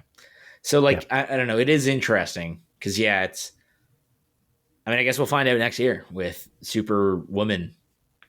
Or Supergirl, Woman of Tomorrow, or whatever. Like, is that going to be good? Are we going to get like an immediate flop? I doubt it. Come on, man. Yeah. Really good, man. We're eating good, dude. I love Peacemaker though. It's just a joy to watch. It's like popcorn. This like perfect popcorn TV. I just get excited every time I get to watch it. Like I'm like, what is he gonna do now? There's also that PSA. Did you watch the PSA on you didn't see actually I didn't send that to you, and I don't think you sent it to me, so maybe you never saw it. But there's like a PSA for Tim Meadows' character. No. Oh, go on James Gunn's Instagram. It's really great. It's awesome. Oh my goodness. It's just so stupid though. There's like an element of like they know it's stupid. That's what's good. It's like we're all in on the joke. It's like these are ridiculous people. I also like Economos, actually, like quite a bit. I think he like brings a lot to it. The man is also a giant. Like he's huge. Mm-hmm. The man is like the actor. He's a huge guy. Like he's a huge guy. And I like the idea that he's like this gentle guy. He doesn't really have any ability. He's got. Yeah. Didn't he see like he has sciatica or something? He's got like he can barely move. He's not really moving around, but he's a really good comedic presence. It's funny because I think this is just the guy who James Gunn is a friend. There's a little bit of like nepotism in James Gunn stuff. Oh yeah, you know? but like honestly, like Jennifer Holland and stuff. Yeah, who's great. Crazy that it's his wife. Yeah, she's amazing. She's great in it. Yeah. There's a level of I don't know. I don't want to say it. It sounds really mean. I don't want to say it. Oh no. Yeah, but no, I really like Jennifer Holland, but I'm like, whatever. I'm gonna say it. I already brought it up. He's not gonna watch this. I know. I feel bad saying this. Never mind. Okay.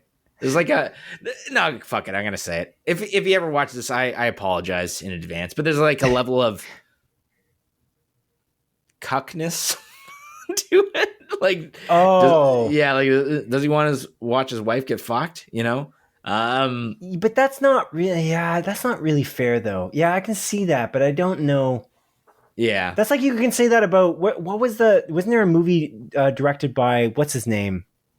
Oh my god! I mean, it's like Mike Flanagan. His wife is in so many things as well. Like, I don't her too, but yeah. Yeah. I don't think that's true. Like, I obviously it's not true, probably, but like I don't see. I thought about that too. It's hard to ignore that, but it's like, is that just because we're just noticing something that's there? Like, I don't know that because. What was it? Dave Franco's movie, wasn't it? He didn't even make a horror movie and then had Alison Brie like. Yeah. Oh man, what was that called? I watched it. Pretty good. It's like a Cabin in the Woods type movie. Yeah. Right. Is that what he's doing there too? Like, you know what I mean? Yeah. That doesn't really work in that context. Like, I thought about this too. And there's also like John Cena's like a big beefy guy and everything, and he's also writing the show, which is also like the awkwardness of this element of it, but. I don't know. It's like strange that you could also say that about any character. Does that mean that James Gunn has to be in the show to date someone, to date Jennifer Holland? She's obviously like, I feel like she's an attractive woman. They're gonna. Oh yeah, she's a very attractive woman. There's no doubt. But they're gonna probably have her dating someone at some point. Yeah. So like anyone that she dates then cuckness. Does that work? You know what I'm saying? I understand where you're coming from though, because I thought about this too. Because like it's John Cena, but it's like I feel like, yeah. Anyway, Jennifer Holland's character. But yeah, like I guess my point, aside from that, is like there is that nepotism angle, but it's not to the detriment. I don't care of the content. I don't give a shit. Yeah, never. It like I love Sean Gunn and everything he's in. I feel like Sean Gunn like adds. He's gotten better, I think. Yeah, 100%. Yeah, so like I think. If it was like a genuine detractor where it's like, imagine like, Jennifer Holland's in this and she sucks at acting and it's clear. There's the things about fucking Amazon guy, bald Amazon evil villain man, Jeff Bezos, about how he wants his wife to be the next Bond girl. And he's like super adamant about that. Did you hear about that? Oh my God, that would be bad. Yeah. And it's like, Jesus, that's like nepotism. Like, I don't even think she's a fucking actor, dude. No, like, isn't she like a reporter? She was a reporter once upon a time. She was like or like a news anchor or something. I think so. Jeff Bezos' wife. Yeah, no, I don't care about it at all. The thing is that it's just strange a little bit because when you look at the overall industry, but James Gunn just pulled what he was been doing for years when he was making small films like Slither. You know what I mean? Like he just continued to put his friends in things because that's what who he likes to work with. And I don't think that's a problem because there's so many DC movies and TV shows coming that he's not even a part of. That's again leading back to your other point of what is it going to be like? Because he's set the tone, but he hasn't. He's tonally shifting it to various different mediums. Creature Commandos is quite a bit different. Even it's closer to Peacemaker certainly, but still tonally it's different from Superman and Peacemaker. I agree. Yeah. So I think the most similar is the Suicide Squad and Peacemaker. Like those tonally feel very, very similar. Yeah. But yeah, like I do agree with you. And I don't think it's just because it's animated. Like I genuinely believe like Creature Commandos does have a different tone compared to Peacemaker, compared to Superman, compared to Guardians of the Galaxy. Even right, like I don't know. It is cool. It is cool to see. Yeah, it's super exciting. I feel like this is one of those things where James Gunn has repeatedly said it doesn't matter. Like there is no such thing as superhero fatigue. There's just like bad movie fatigue, basically, is what he was saying. I've agreed with him from the beginning. I've said the same thing. I find it annoying when people are like, "Oh, another superhero movie. That's so annoying." It's not annoying if it's entertaining and it's well written. And I think that I've never been more excited about superhero movies than now, maybe. Because he's at the helm and he's doing this incredible work. At least DC superhero movies, yeah. Specifically, Lanterns. I am so excited about Lanterns. I cannot wait. So I'm that's probably on a perspective of like what's been announced so far for next year. I think that's my most anticipated show for next year, maybe. So far that I can think of. Unless For All Mankind does end up coming back next year. I'm not sure what's happening with that. Well, there's also Severance, but I feel like that's 5.5 years out. So. Yeah, that's coming out in 2048, I think. Yeah, that's right. Okay. All right. I think it's time to move on. We loved Peacemaker. It is really good. I can't wait. I hated for the rest of it. I don't know if you could tell, but I hated it. It sucks. I hate that I'm doing week to week though. Man, I still don't like it, but it's fine. It's kind of worth it because there's a bunch of, especially if the thing we bleeped out earlier ends up coming to pass, and that everyone already knew the answer because I was able to predict this. It's actually one of the few moments that I feel like there's a possibility that I've actually predicted a plot point that's major.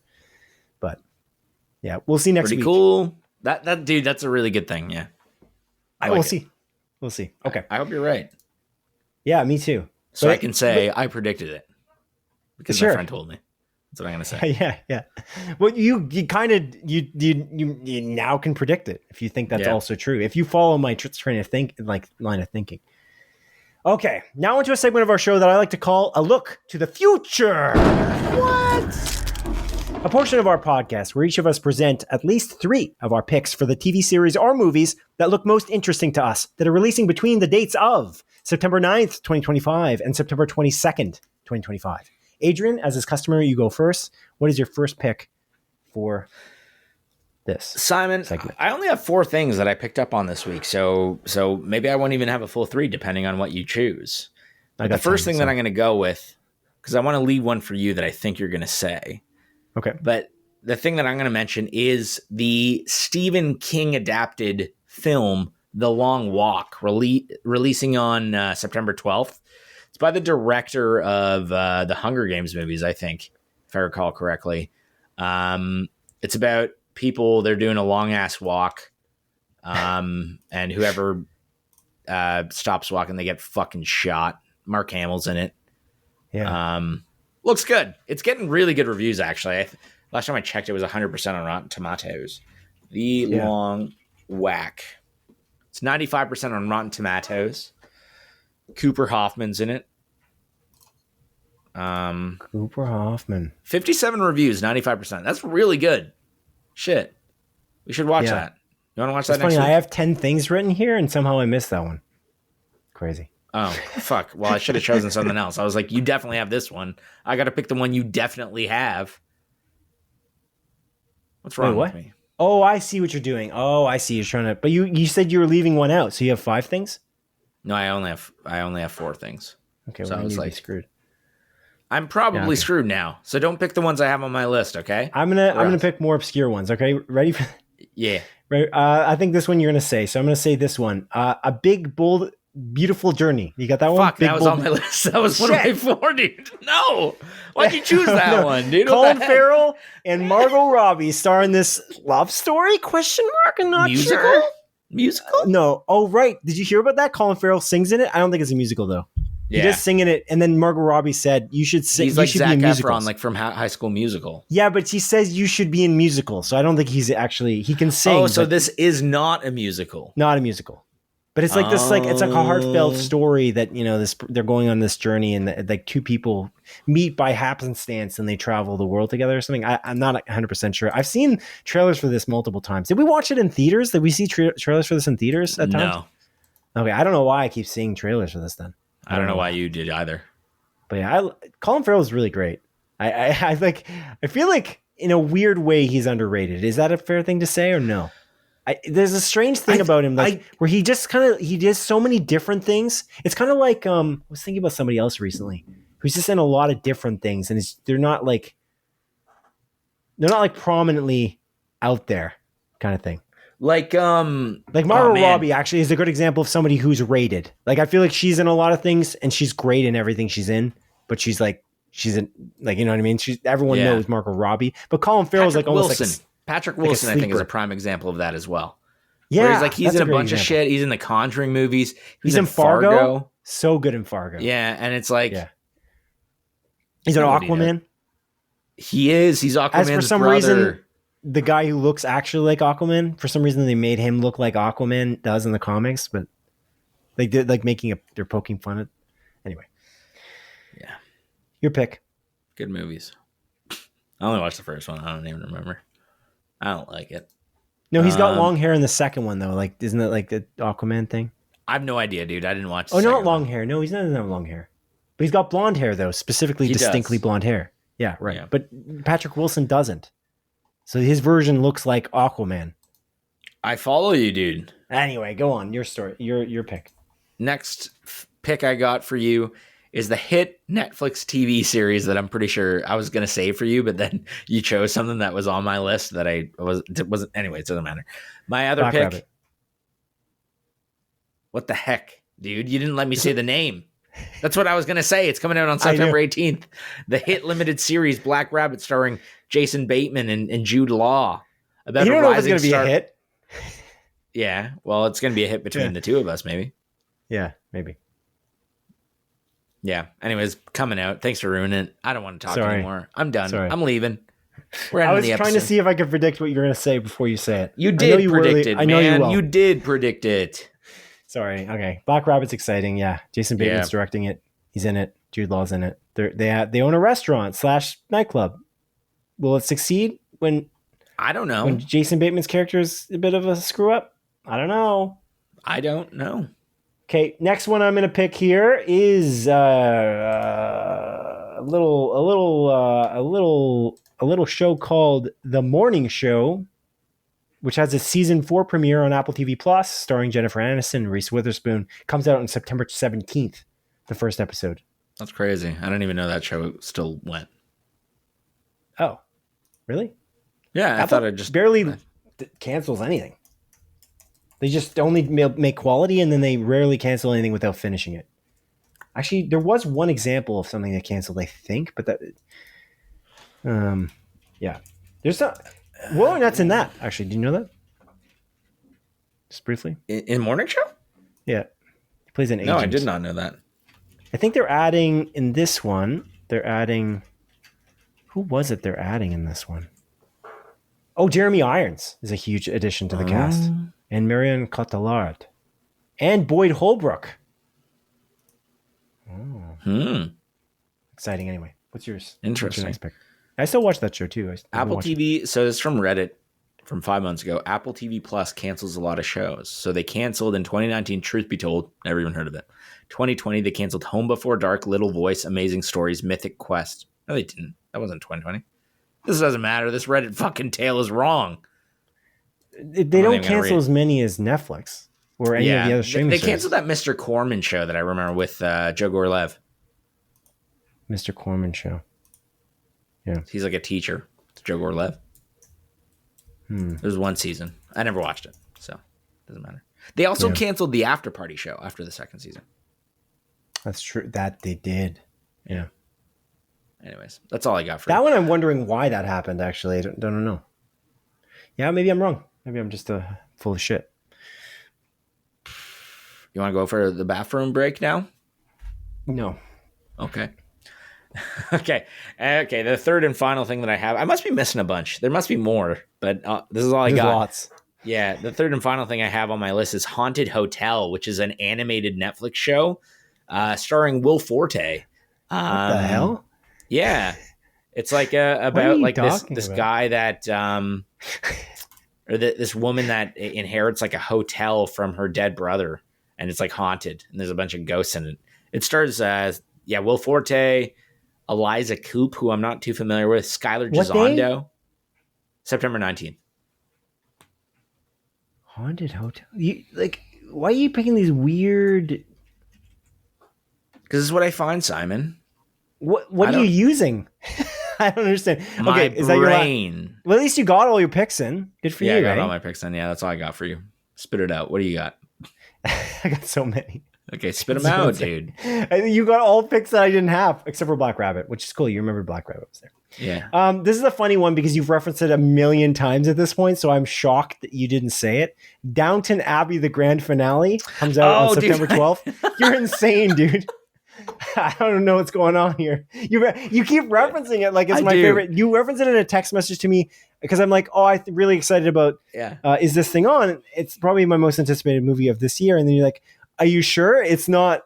And then like I think you did another text. It's not Downton Abbey, the grand finale. I'm like, no, I literally referenced it this episode. You had it on my list. An hour I had it ago. on my list. Okay. I deleted it though. I don't know. Okay. Anyway. Okay. Cool. Another one. That one wasn't that important. I just thought I would say it because I don't really care about Downton Abbey that much. But another movie that I'm shocked you didn't say. I don't know who the director of this is, but I feel like I should. But it's definitely produced by Jordan Peele. Him, a horror film in which sports occur. And it looks like a concussion cautionary tale. Right. That's a movie you kind of maybe were vaguely interested in, I think. Yeah, right? I had that on my list. Yeah, it's about football Jesus. Football Jesus. What? I never heard that reference, I don't think. Football Jesus. I don't know. I just made that up because it's the guy and he's like he's on a cross and he's holding two footballs.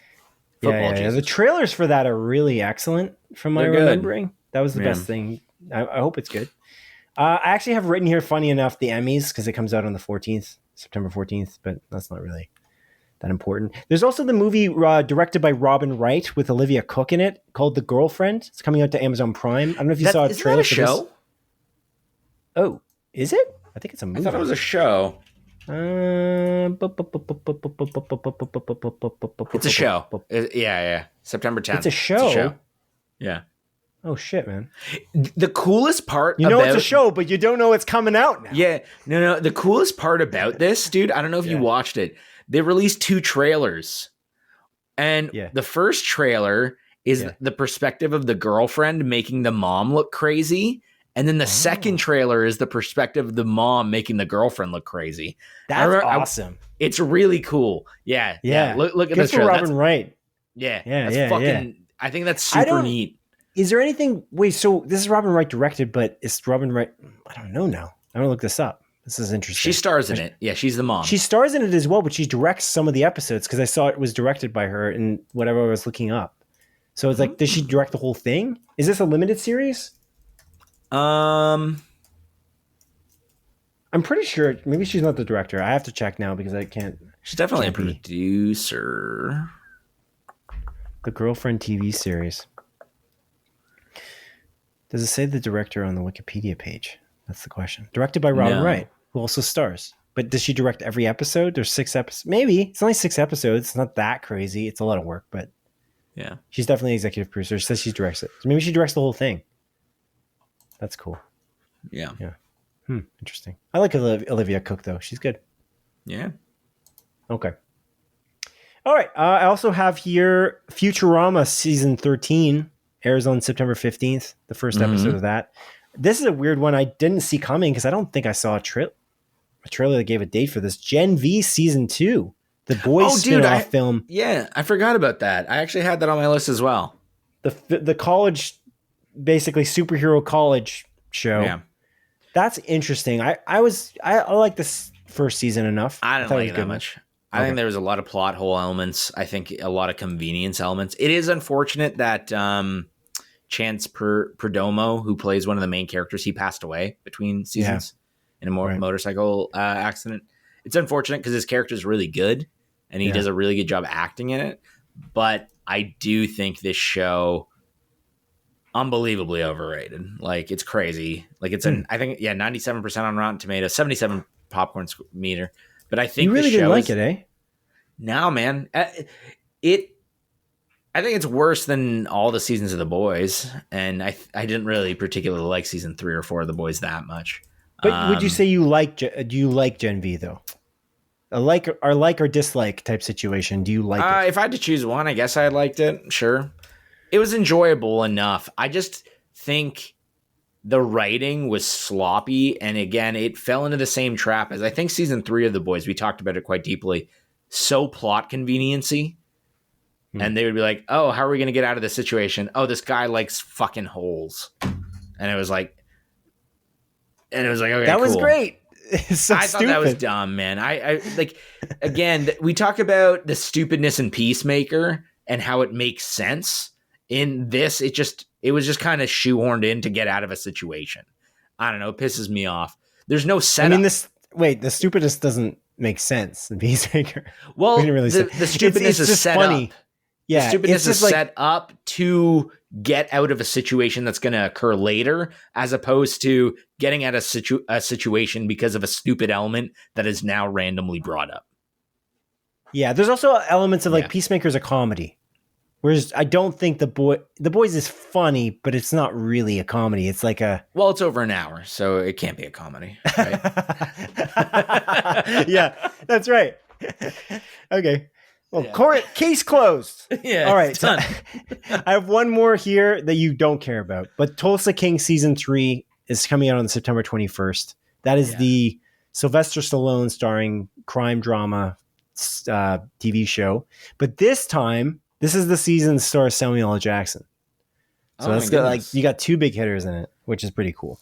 So that's a neat thing because Samuel L. Jackson from Tulsa King is getting his own spin-off, and he hasn't even been in the season yet. He's got his own spin-off show, which is so weird. Isn't that risky? Like, you're going to spin off a show. I mean, it's Samuel L. Jackson, though. I feel like if you're going to spin off something and you have Samuel L. Jackson in it, I'm sure it'll be good. But they're making the hit Saw movie Spiral that did incredibly well starring Samuel L. Jackson. It didn't do well. That's my joke. Isn't Samuel L. Jackson like one of the top highest grossing in terms of like the movies? The movies he's been in, the movies are highest grossing films almost ever. Maybe. I think he's like, I think he fell off a little bit. So Harrison Ford's up there. I think Scarlett Johansson's up there actually. I think she was the best paid actor of last year. Not paid. We're talking about like the gross of the films. Oh, no. Maybe. You know what I'm talking about? Like how much the movies make. So like if you were in Avatar, it's like Sam Worthington's up there, even though Sam Worthington is not in that many things somehow. It's crazy because Sam Worthington is just, apart from Avatar, he's not in anything big. And even in Avatar, he's not really that popular. But I like Sam Worthington. Yeah, what's wrong? What happened to him? I don't know. Maybe did he kill a man? So he was in a Netflix series following the Unabomber. Like it was about the Unabomber. It had Paul Bettany in it. And he's the main character. Sam Worthington's the main. He's not the Unabomber. He's an investigator. But he was good in that too. I was like, what's wrong with this guy? Like, why? It's called Manhunt Unabomber, I think. It was good. We watched it. My fiance and I watched it. It was good. I don't know why he was in the hit movie that never released, Horizon: An American Saga, Chapter 2. Right, they're trying to figure out how to release it. Yeah.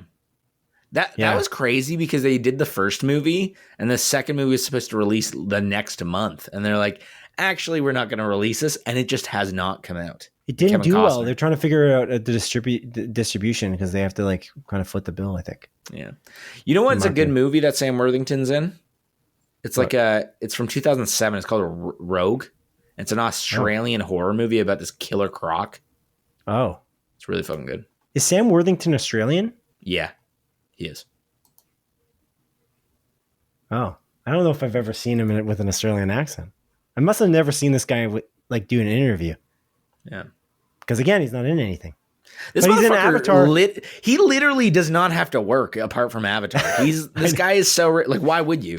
Wait, wasn't this the movie? Wasn't his role the movie that Matt Damon turned down? Like the role that Matt Damon turned down, but Matt Damon was also offered like an actual percentage of the gross or something like that.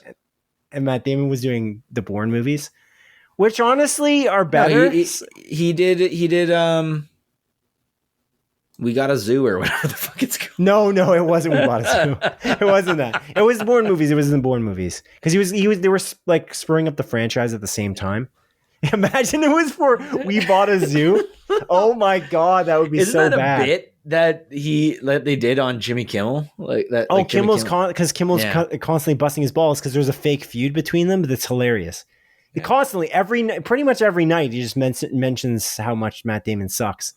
He recently said something about like that's the most unrealistic thing in science since Matt Damon was an astronaut in the Martian, or something like that. He's so like science. Oh, because he was talking about the healthcare system and how RFK Jr. is like gutting like science and taking away vaccines. It's like that's the stupidest thing in science since Matt Damon was somehow an astronaut. The stupid Matt Damon was an astronaut. Growing fucking potatoes on Mars, dude. That's a great movie. I love that movie. You hate that movie. I don't know why. I don't hate it's it. crazy. I don't hate it. I think if you watched it again, you'd like it. I think maybe I would. What is that?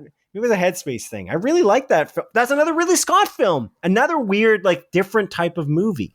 He did, like, Alien, but he also did The Martian. Like, he did a grounded space movie, and he did... It's great. And The Martian... Alien being the more grounded one of the two. Yeah, of course. 100%. Yeah. Oh, one question about Alien Earth before we go, because we're done. Spit it out. I will. For Alien Earth, one of the things that really kind of irked me about the Alien franchise is the way that they handle technology. I find it to be like they don't know what they're doing. Because the technology in Alien 1, the first Alien movie by Ridley Scott in the 70s, like that film that has technology that is old. It's like retrofuturistic. It is basically. Retrofuturistic, yeah. Oh, in Alien Earth. Okay. Yeah, they do. So they went because when you get the green screens, the green computer screens with the Yeah, good. Because Prometheus, they go to like this ridiculous technology. It's like, what has happened? And Prometheus is a prequel. It takes place like 50 years prior, I think. Which makes less sense. Exactly. Yeah. That's the problem. Yeah. But so they regressed somehow in technology. How did that happen? Yes. Because it is seriously advanced. But the reasoning somebody gave is because they were claiming that because Wayland has more expensive ships that they have for the science team, this is just a higher class of ship or something. Mm-hmm. I don't buy that because it seems really advanced in comparison to what was in Alien 1. Anyway, okay, good to know. All right, I'm excited for it. I'll watch it. It's soon. Great, dude. You're gonna maybe like it a lot. It's 8 episodes, right? So it's almost done. I don't know. Okay, well, it's almost actually done. Don't know. I think that seems right, but because you said you're 5 episodes in, right? I only watched the first 3 so far, but they are 5 episodes in. Okay. Well, time flies. I don't even remember it. How did it air for that long? Okay. Cool. Well, that's pretty much it. I guess I can wrap the show up, eh? Do you have anything else to say before we go? Are you looking up Alien Earth? Yeah. Okay. There are indeed 8 episodes. They are indeed 8 so it's almost done. 3 weeks and it's over. So by the time we record next episode, sorry, it will be just about to finish. There will be 1 episode left. Yes. Okay. Because that's how time works. Yes, that's correct. Because we air our episodes of Split Focus every 2 weeks on Tuesdays. Adrian, what do you have to say to the audience before we wrap this guy up?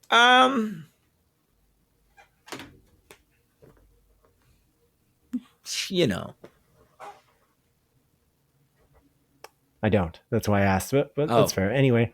Yeah. Okay. Well, audience, thank you for listening to episode 118 of Split Focus, a film and TV podcast. My name is Simon Eady, and it has been a pleasure to host you alongside my delightful and uncleist co-host. I am the uncleist. Adrian Pinter. Please join us on September 23rd for episode 119. Good evening to you and good luck. See ya. Goodbye. Take care. Goodbye.